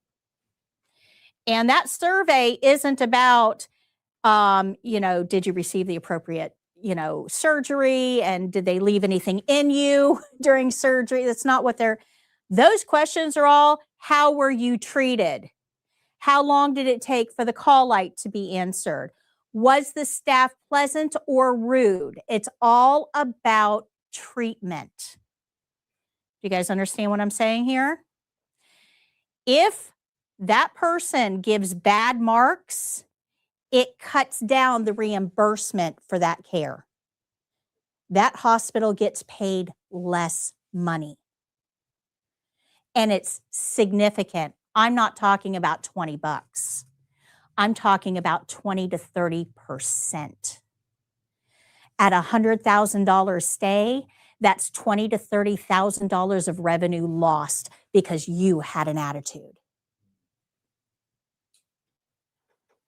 Do you see how important this is?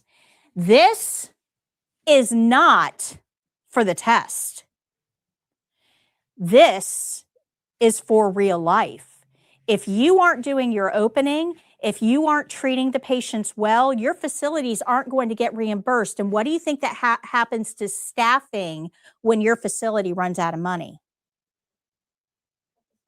They cut the staff. That's the first thing they cut. So now you think it was hard taking care of 6 patients and you had a bad attitude when you took care of 6 patients.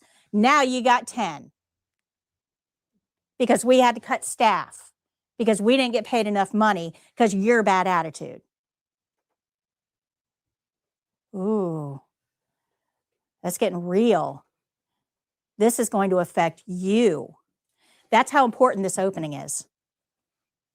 That's how important it is to answer those call lights. Or when you're at the nurse's station charting and a family member walks up, don't roll your eyes and ignore them. That kind of stuff counts now. Good. Something most people don't understand, most people don't know, but it's directly tied to your work environment. So this is how we're going to do our opening. Opening is super easy. Good morning, Miss Jones. My name is Patty. I'm your CNA today, and I'm here to whatever. Read it off the care plan. I don't care. Say it in your own words. I don't care. But we have to introduce the steps to the patient. We're going to ask the most important question in healthcare. Is that okay? Remember I told you when you're a patient for the test, you're going to be told to be you and be cooperative. So you're going to say, yes, it's fine. Okay. You're going to be cooperative. Okay. So, good morning, Miss Jones. My name is Patty. I'm your CNA today, and I'm here to take your pulse. Is that okay? Close curtain. Wash hands. Good? Questions? All of those steps are detailed here. I even give you your little script right there. But hang around long enough, you're going to be able to say it in your sleep because I say the opening about 84 times in this class over the next 4 weeks. A lot. All right. So the first thing we do is read that care plan. Remember, we read the care plan, it tells us what to do, and then we do our opening. So every opening starts with a knock, and it is a graded checkpoint. Knocking is a graded checkpoint. Don't skip it. We're going to greet the resident. That is a graded checkpoint. Right there, greet resident. Then we're going to address them by name. Hi, Mrs. Jones, because that is a graded checkpoint.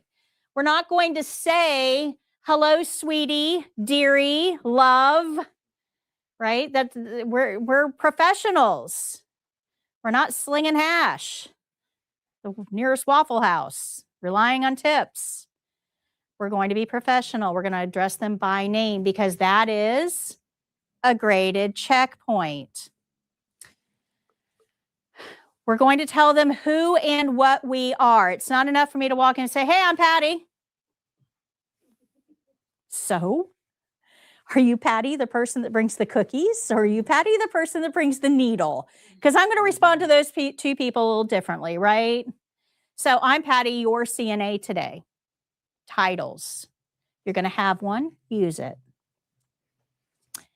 And that is a graded checkpoint. Starting to see a trend here.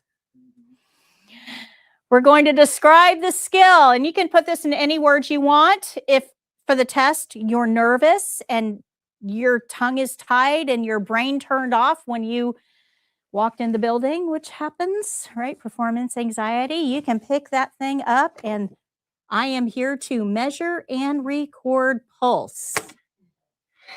Read it right off the care plan. I don't care, but it is a graded checkpoint. I'd prefer you to say something a little more natural, like I'm here to take your pulse or take your vital signs, but whatever works. We're going to obtain permission, and this is graded under that preferences checkpoint.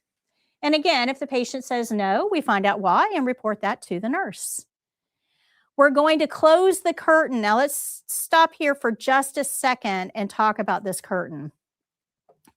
These curtains here, it's behind the TV. So this is what you're going to use when you're practicing. This is our privacy curtain. For the test, you will also have a short curtain, right? They don't go all the way around the bed for the test because it's a test. We got to see what you're doing in there. So it's only going to come out a short distance like this. But let's think about this curtain for a second. Who touches it in a clinical setting? Everybody. Yeah, patients will touch it after they scratch what itches, right? Family members touch it after they pick their nose in the elevator. Yeah, nurses touch it with urine-covered gloves. Doctors touch it with everybody else's cooties because doctors don't wash their hands well. Oh no, no. Yeah, if you're in a hospital, it is perfectly okay to tell your doctor, please go wash your hands. Yeah, absolutely. Doctors are the worst. The worst. Yeah. So, what kind of cooties do I have on here?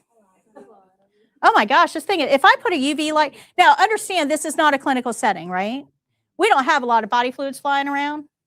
But if I turn the lights off and put a UV light on this, you'd be surprised at how well it glows.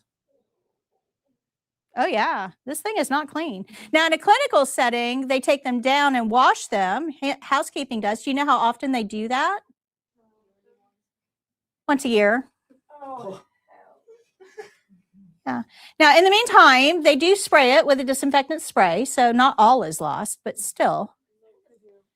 So it removes a few. Okay, so we understand that this curtain is not clean. So if we touch the curtain to close it to provide some privacy, what do you think we want to do? Wash our hands. That's right.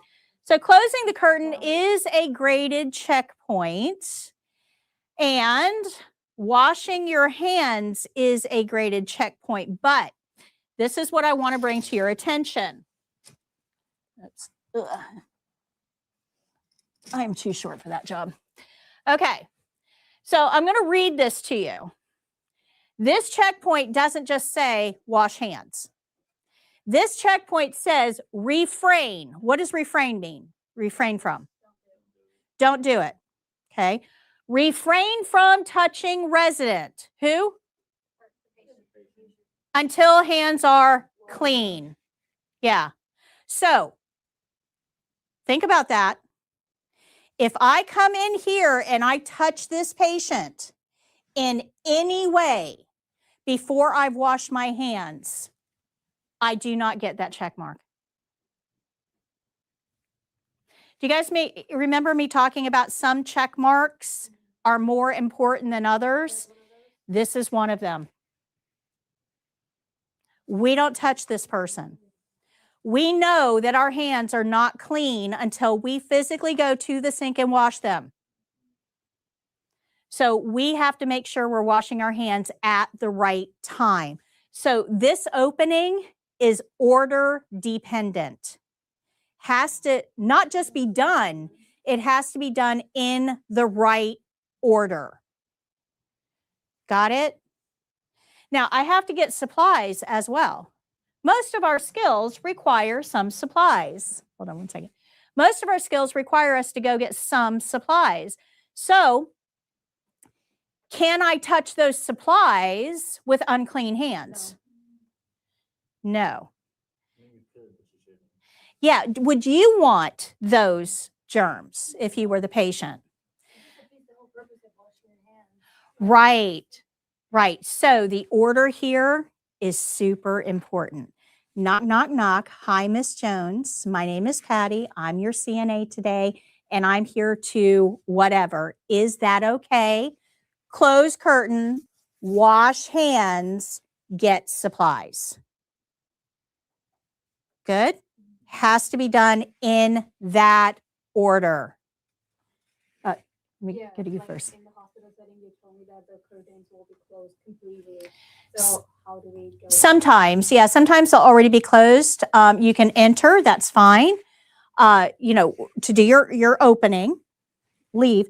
When you wash your hands, if the curtain is closed, use your elbow. Elbows are never clean. Elbows are never clean. No.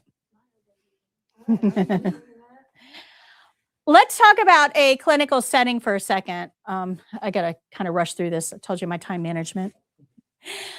I want to talk about a clinical setting for a second. Okay. Anybody ever been a patient in a hospital?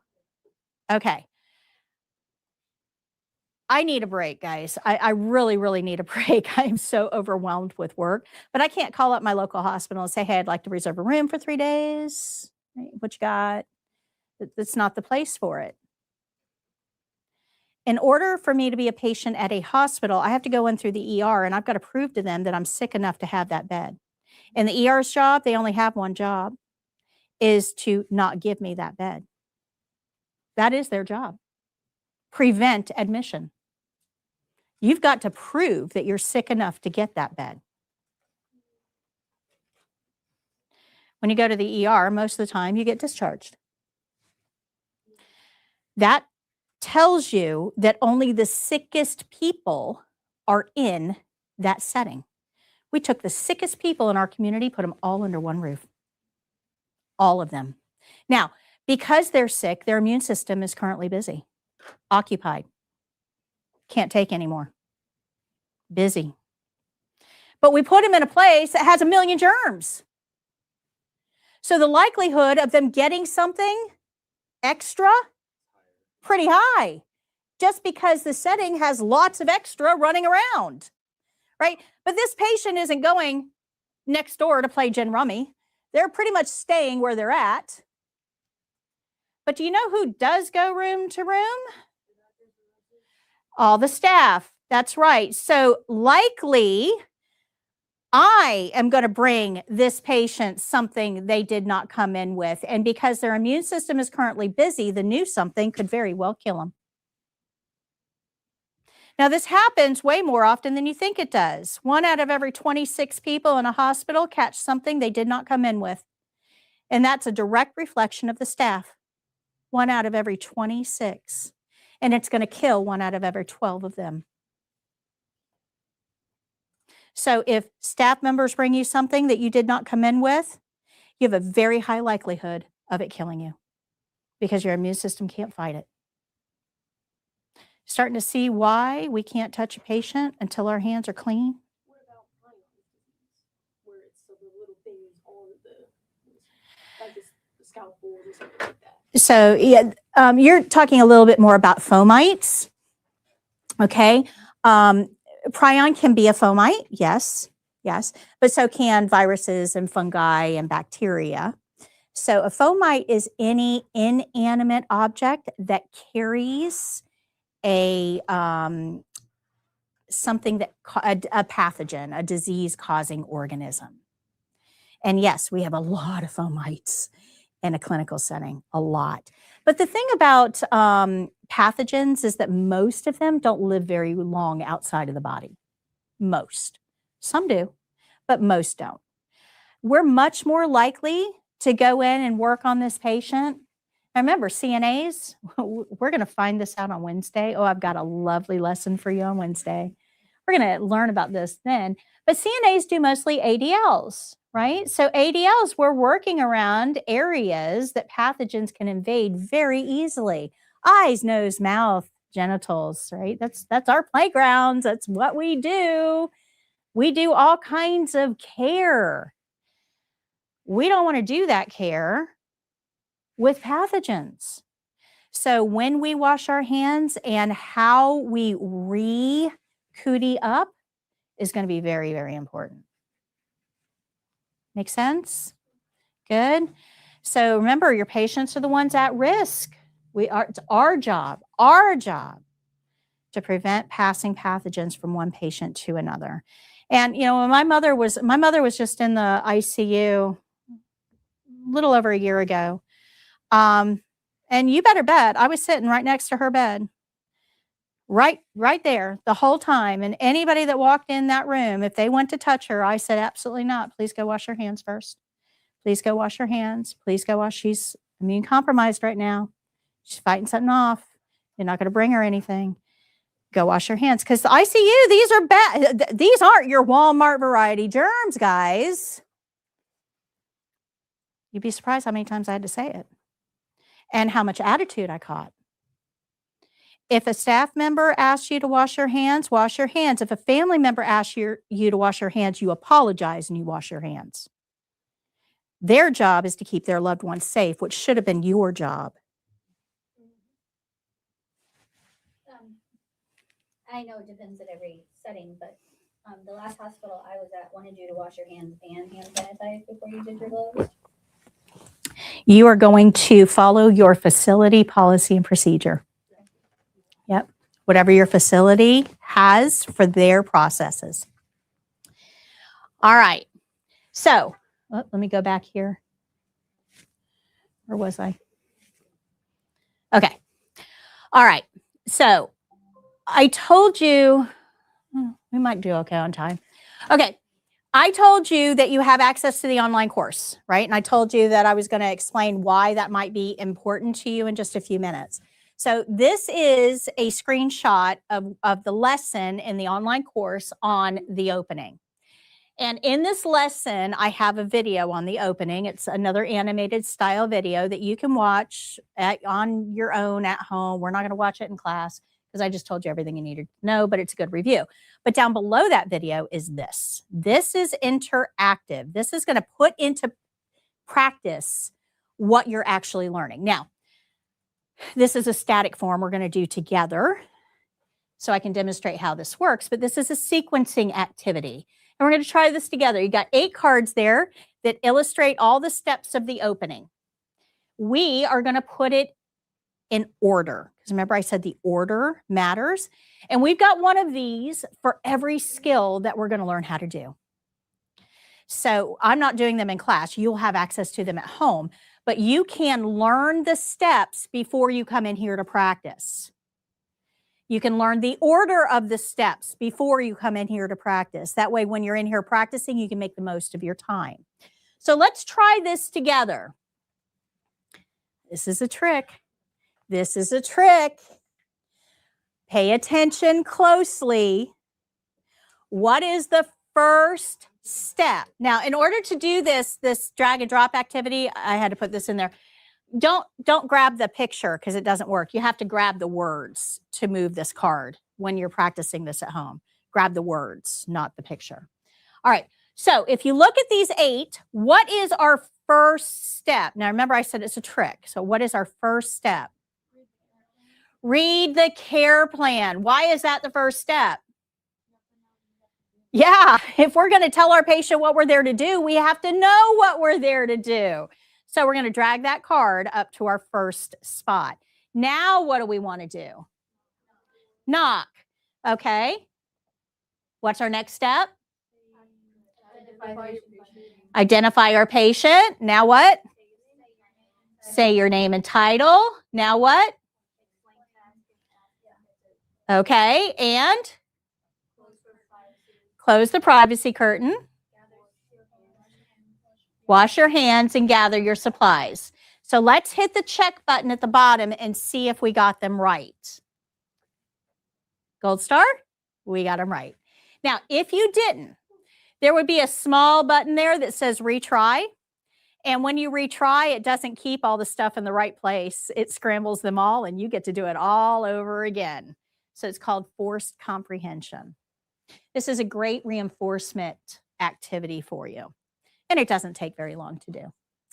So for our opening, we're going to knock, greet the resident, address them by name, introduce ourselves by name and title, describe the skill, get permission, close the curtain, wash our hands, and get our supplies. Our cardinal rule that we cannot break under any circumstances is we do not touch the patient unless our hands are clean. Questions? Okay. Now, what if I told you if you did one other thing, you could get a whole lot more things checked off? Is that good? You want to do that? Okay, we're going to call that the closing. Now, remember how many things we got checked off? Same checklist. Remember how many things we got checked off with the opening? Now we're going to add these in for the closing.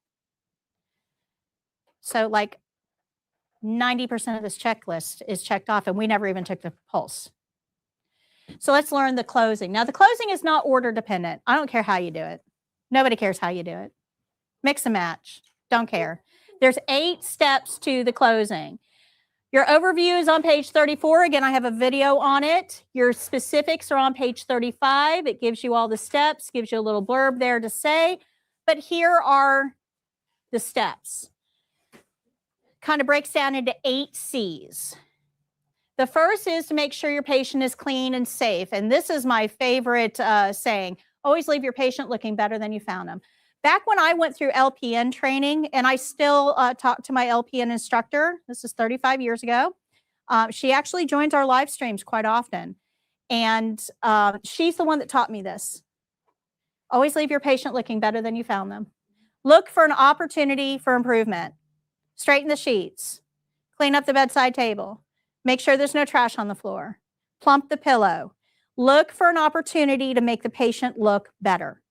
Patients rest better in an organized, orderly environment. And they also feel cared about. Okay? It's a graded checkpoint, guys. Clean and safe, graded checkpoint.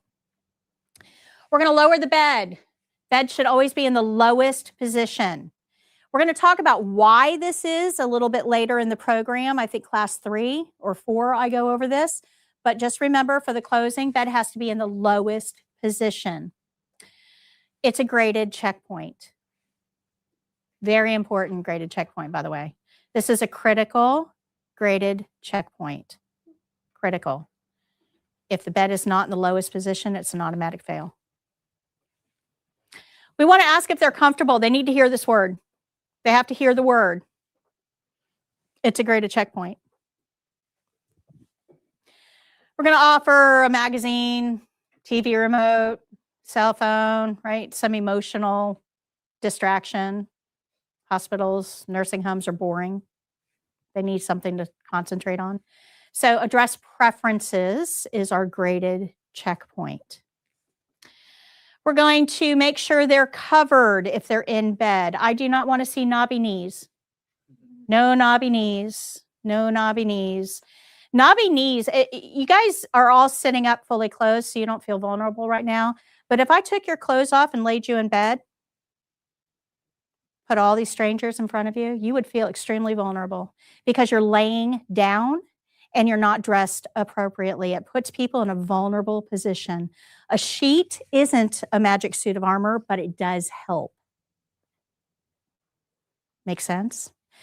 Never lose sight over the fact that you are a stranger to this person.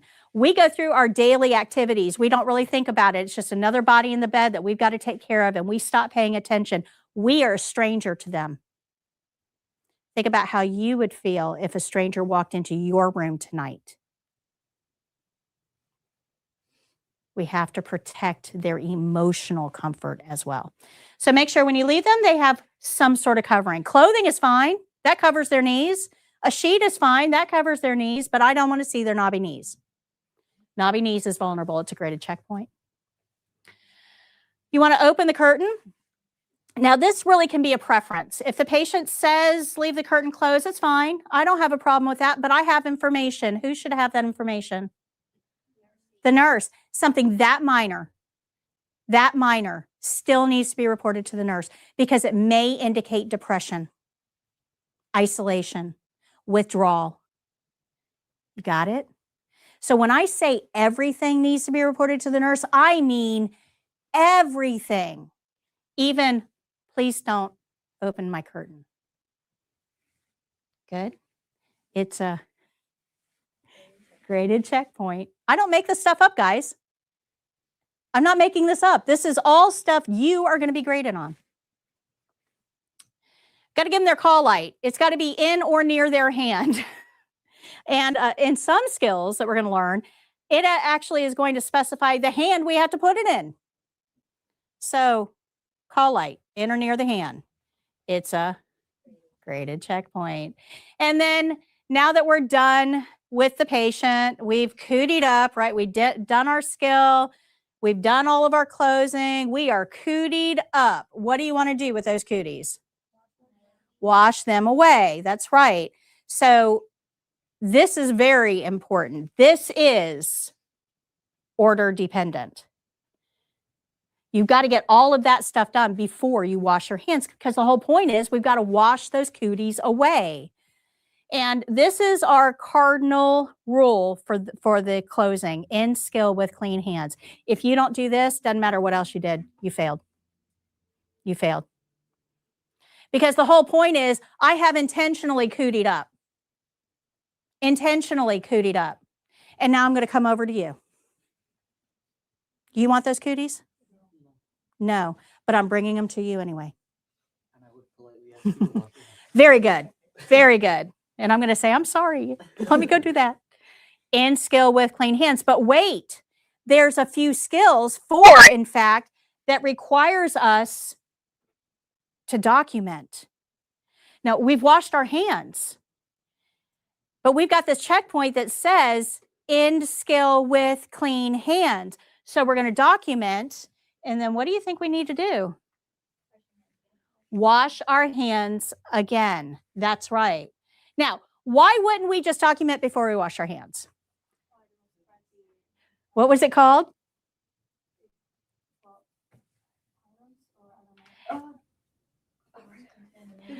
Yeah, fomites. Yes, prions is what you called it, and I would have accepted that too. But fomites, when you don't wash your hands and you pick that pen up, you have cootied up that pen. And do you know where that pen's going to go?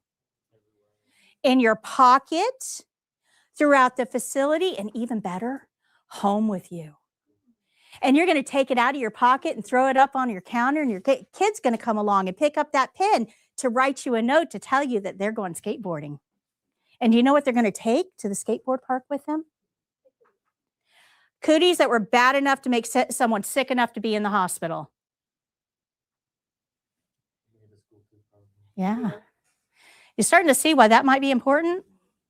These are not pathogens we want escaping the hospital. So anything that goes home with us at the end of the day, our keys, our cell phone, our lunchbox, and even our pen, we should only be touching with clean hands. That's why we wash our hands, document, and wash our hands again. Make sense? Even better, leave your pens at work. When I first started in nursing, this is a million years ago, guys, HIV was new. This is late 80s, early 90s. We didn't know anything about HIV other than it was scary. Scary. One of my first jobs as a nurse was working with HIV positive patients. Scary. Oh my gosh, everybody was like freaking out. I wasn't freaking out because I understood infection control. I paid attention in class, right? So, let me speak louder. So, and I had small children. So when I came home, nothing at work came home. Nothing came home. I changed out of my clothes into civilian clothes before I left. Nothing at work came home. If you work in high-risk environments, that's a great habit to be in. Take a change of clothes with you and change out of your soiled clothes into going home clothes. That way you're not contaminating your car or your home environment. So infection control becomes really important when we're talking about really high impact pathogens. Make sense? Now, when we don't know how high impact a pathogen is, we throw everything at it. We just, all precautions, everything, do it all, because we don't know until we sort it out. You guys remember at the very beginning of COVID, right? When we had everybody staying home and wearing masks and washing your groceries, right? Why did we do that? Because we didn't know. We didn't know, so we threw everything at it. Okay, here, all these precautions. Until we can figure out how this thing is spread, let's everybody do this. And then once we were able to study it because it was new. We had to study it a little bit to figure out, okay, well, the groceries aren't the problem. You guys can stop washing your groceries. It's not a big deal, right? But we do know that this is carried by droplets. And when we talk, little bits of spittle come out when we laugh. And they go about 3 feet and fall. They don't go far because they're heavy, right? They're mucus, they're heavy. So like 3 feet around me, you probably don't want to be in. And 3 feet around you, you probably don't want me in. So we're going to stand how far apart? Oh, wow. So that was why they told us to stand 6 feet apart. So you're starting to see how infection control processes impact how civilians have to live our lives, right? Well, when we're in healthcare, we're healthcare employees, but when we step out of that facility, we are now civilians. So we've got to be careful not to bring this stuff out. Make sense? Good. So this is our closing. We're going to make sure the environment's clean, the bed's in low position. We're going to ask about comfort, address preferences, make sure they're covered, open the privacy curtain. We're going to do all of that. I don't care the order. Nobody cares. Just comfort, clean, call light curtain, however you want to do it. And then you're going to wash your hands. No cooties. Chart if necessary. Clean your hands again. Lots of C's here with the closing. Lots of C's. Whole point here is to have a patient that feels cared about and to make sure our hands are clean to move on to the next person. Good? Okay, so we did our opening and we did our closing.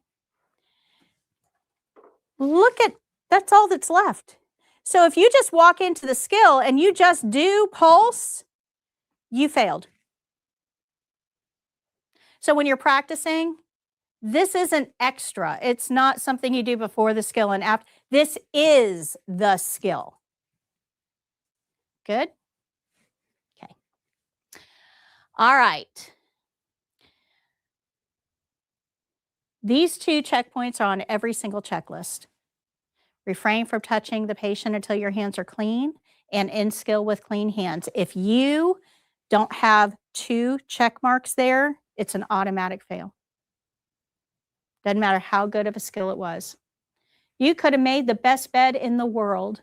It's perfect. It's beautiful. But you failed.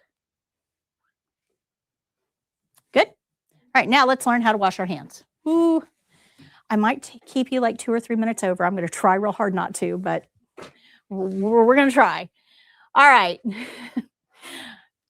I'm still doing better than I used to. Reordering this did help. All right, so page 44 does tell us how to wash our hands. This is our Cliff Notes version. I have a video on it. This, remember, is our overview or review page. We're going to go to page 45 for our instruction page.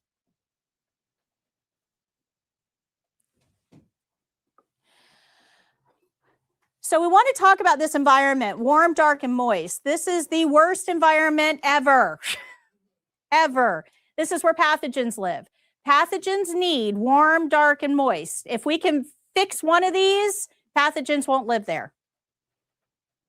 Warm, dark, moist. So if we can make it too cold, they don't like it. Healthcare is usually cold. That's why.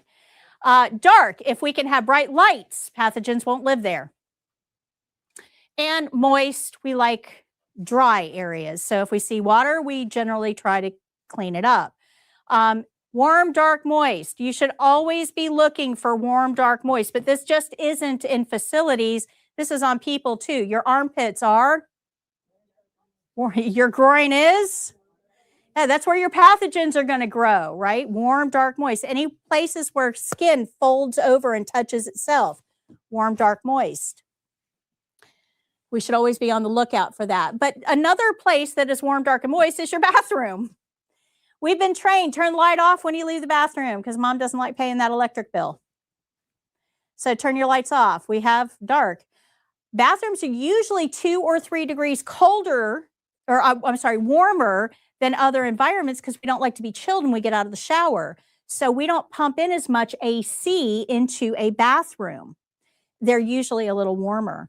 A lot of bathrooms up north, not so much in Florida, but up north have in-floor heating to heat up the floor so that you aren't new houses, pricey house, prices houses, pricey houses. my legs feel. Yeah, so some of those in-floor heating, it really makes the bathroom warm because when you're getting out of the shower, you don't like to be chilled. Yep. No, we don't have that much in Florida. And then we generally have moist areas in the bathroom, around the shower, around the toilet, around the sink. So a lot of moisture in the bathrooms. So these areas, bathrooms, are inherently big on pathogen proliferation. Okay. Lots of pathogens hanging around. So these are our steps for hand washing, and they're taken directly from the checklist. So I took the checklist and made our steps, and these are the steps. So when we're going to go wash our hands, we're going to turn the water on. I don't care what temperature you use. You want cold, use cold. If you want hot, use hot. You're never going to get it hot enough to kill germs. It would have to be boiling. You can't wash your hands with boiling water. Please don't try. Okay. So whatever temperature is comfortable, and you can touch that faucet just fine. Your hands are dirty, but so is the faucet. Everybody touches that faucet. It's always dirty. Keep that in mind. The faucet is always dirty. It's going to be important next class. So we're going to turn the faucet on with our unclean hands. That's fine. We're going to wet our hands. Now, this is a graded checkpoint. Begin hand washing by wetting hands and applying soap. Do not apply soap to dry hands. It doesn't spread as well. We're not going to get the friction that we need to remove the pathogens. So wet your hands and then apply soap. When you put soap in your hand, make sure you get enough. We need to create a lather. A lot of people just get like a little squirt of soap and start rubbing together. They actually are grading you on bubbles here. I know it seems highly technical, but we got to make sure that we have enough soap to do the job, right? So if you're not creating a lather, we're not really doing what we need to do here. We're just going through the motions. So when you're getting soap, get some soap. Get some soap, right? All right, and then you're going to start rubbing. Now, this is the critical point. We have to rub for at least 20 seconds. It's all surfaces, everything. At least 20 seconds. And we're going to use a clock to time us. There's a clock right above the sink in the testing center. That's the clock you're going to use, right above the sink in the testing center. You're going to pick a starting point. I don't care where. Wet your hands, get some soap, look at the clock, start. And you're going to rub. And you're going to keep rubbing until that second hand gets all the way up to the 10. Because I started on the 6. 20 seconds. If you only rub for 19, you have failed hand washing. More than 20 seconds is fine. It's at least 20 seconds. You don't want to go home and tell your family, hey, I passed everything, but I failed hand washing. You're going to keep your hands lower than your elbows so that everything runs down into the sink. You're going to wash around your wrists, the back of your hands, in between your fingers, in between your thumb and index finger, and the bottom of your hand by your pinky, all surfaces for at least 20 seconds. These are the areas that are frequently missed. Pay attention to, especially around the thumb. The back of the thumb is missed quite often in hand washing, especially like down in here, right? We're really good about doing this. Right? But this has to be clean too. I feel like the one thing I also notice a lot of people don't do when they wash their hands is washing with your nails. Like, you don't realize how much stuff gets under your nails. Yes. Like, you can actually get a lot of parasites from that under your nails, and you can also get other people parasites from that as well. Right. So that's what I'm going to show you that in just a second. So at least 20 seconds. Don't rely on singing. Guys, you're testing. When you're testing, you're nervous. What do you think happens to your singing speed when you're nervous? It's going to speed up. It's not an effective gauge of time. Use the clock. That's what you're being graded with. Then we're going to move down to our nails. So we're going to take our thumb and go down each one of our nails to clean our cuticles, both sides. And then we're going to circle our nails on the palm of our hand to get underneath. This is a graded checkpoint, guys. And then we're going to rinse. Keep your hands lower than your elbows. Don't touch the sink or the faucet. Those areas aren't clean. Just rinse. Once you're done rinsing, I want you to tap to keep that water in the sink. Don't shake. Remember, moist, warm, dark, moist. We don't want to spread water around our environment. When we do this, it keeps the water right in the sink. Controlled environment, not scattered. So tap to keep the water in the sink, and then you're going to dry. Get whatever paper towels you need to dry. I don't care how many you use. Nobody's counting, but keep that water running. You can't touch that faucet yet. That faucet is not clean. So keep that water running, dry your hands. Once your hands are dry, then you're going to get a clean, dry paper towel to turn your faucet off. Paper towel, you can't use that paper towel you dried your hands with. Wet paper towels rip. You can recontaminate your hands and not even realize it. Remember, that faucet is dirty. So clean, dry paper towel to turn that faucet off. Graded checkpoint. Throw those paper towels away. This is your checkpoint. This is the online course. So right above the video, that's the video for this skill. Right above the video, you'll see care plan, that little button. If you click on it, the care plan shows up. Next to it is the checklist. If you click on the button, the checklist shows up. So you can actually see the care plan and the checklist right on this site. And then you've got the video. Below the video is our sequencing activity. Let's go through this real quick, and I'm going to show you this video. It only takes a minute. Bear with me. I said probably 2 or 3 minutes over. I'm sorry. Okay, what's our first step here? Turn the water on. Then we want to wet hands. Apply soap. Rub, okay. Well, I'm sorry, lather first, and then we're going to rub, yeah. Okay. Rinse. Dry hands. And then turn off with the paper towel. Okay. And we're going to hit our check and get our gold star. Great job. All right. So we're going to show you this video real quick. Like I said, it takes about 1.5 minutes. I've got 2 other things to talk to you about, and then I'll let you go.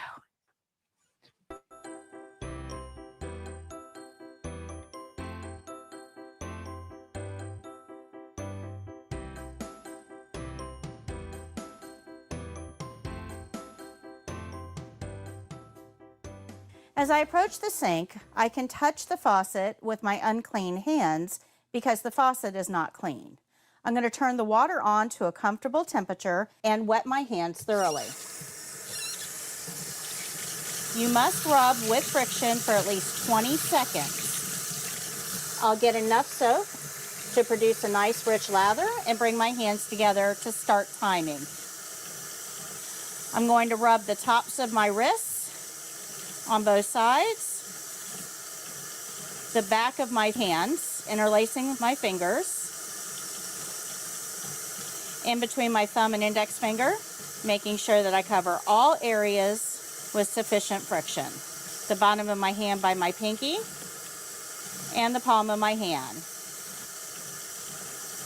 After cleaning my hands, I'm going to go down my fingers with my thumb to clean the cuticles. I'm going to circle my nails on the palm of my hand and then rinse. Being careful not to touch the faucet or the inside of the sink. After rinsing, I'll tap to keep the water confined in the sink and then dry my hands thoroughly with paper towels, being careful not to touch the unwashed portion of my lower arms. I'll throw those away and get a clean dry paper towel to turn the faucet off because wet paper towels may rip and contaminate your hands.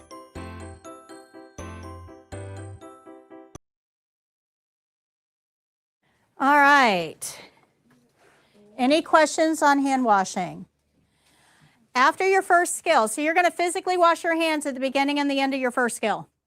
Physically wash your hands to the sink, real water, real soap, just like you're supposed to. After that first skill is over, your evaluator is going to tell you can simulate. Simulate just means say, I would wash my hands here.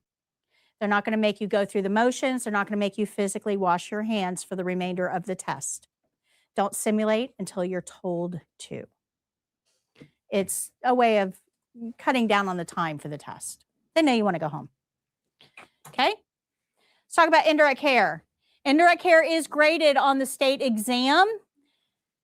I talk about it on page 28, but here's what you really need to know. It is graded on the state exam, but you're not going to find it on these checklists. It's a separate checklist that's used. Remember that we have them on the back of our yellow ones that you can use in the classroom. But this is what we're being graded on: standard precautions, infection control, comfort needs, resident rights, and safety awareness. This is the extra document that has all of these checkpoints. That's why it's really hard for students to try to figure out what exactly they're being graded on, because it's hard to put these two things together. I've done that for you in your skills book with your step-by-step instructions and with our care plan sets. I've put all of that together for you. Homework tonight, you're going to read chapter 1 in the yellow book. You're going to take the test on page 181 in your white book, and you're going to grade it using the grading scale, or the answer key and grading scale on page 201. I will ask you what you got on the test on Wednesday morning. CPR is done in this classroom. You've got the QR code on your blue paper to register for Julie's class. I have no idea what she's got scheduled. We run independently. We just use the same classroom. So you'll have to scan that to find out when your CPR is. You don't need it for the class. You don't need CPR for the test. You do need it to work. So you'll need to get that. Next steps, you want to open your wrap-up email.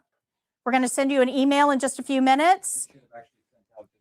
Okay, so you should already have it. It'll go through basically a review of everything we covered today with links. It'll also give you a link to the live stream of this class. So you want to save those for quick review. And you want to accept your invitation to join the online class as well. I just handed out your review sheet. If you fill this out while everything is still fresh, it becomes a great review packet when you put the rest of them together for the state exam. Tomorrow morning at 11 a.m., hope you will join me for the game show. We'll text you if you signed up for text. I hope you guys have a fantastic day. If I went too fast for anybody, let me know. And I'll see you guys on Wednesday. Please wear your t-shirts on Wednesday. Any long pants and closed-toed shoes. Sure, absolutely. Is it easier to become an LPN if you're already a CNA? No, it doesn't. You'll still have to cover the same content. Yeah. Yes. Oh, hi, Patty. I just passed my CNA exam last Friday. Thank you so much for everything. Oh, congratulations. So proud. Thank you so much for including us on your journey. Congratulations. Okay. All right. I'm going to sign off of online. Thank you guys so much for joining us. We will see you on tomorrow morning at 11 for the game show and Wednesday morning for class 2. Till next time, happy caregiving. Bye. Thank you.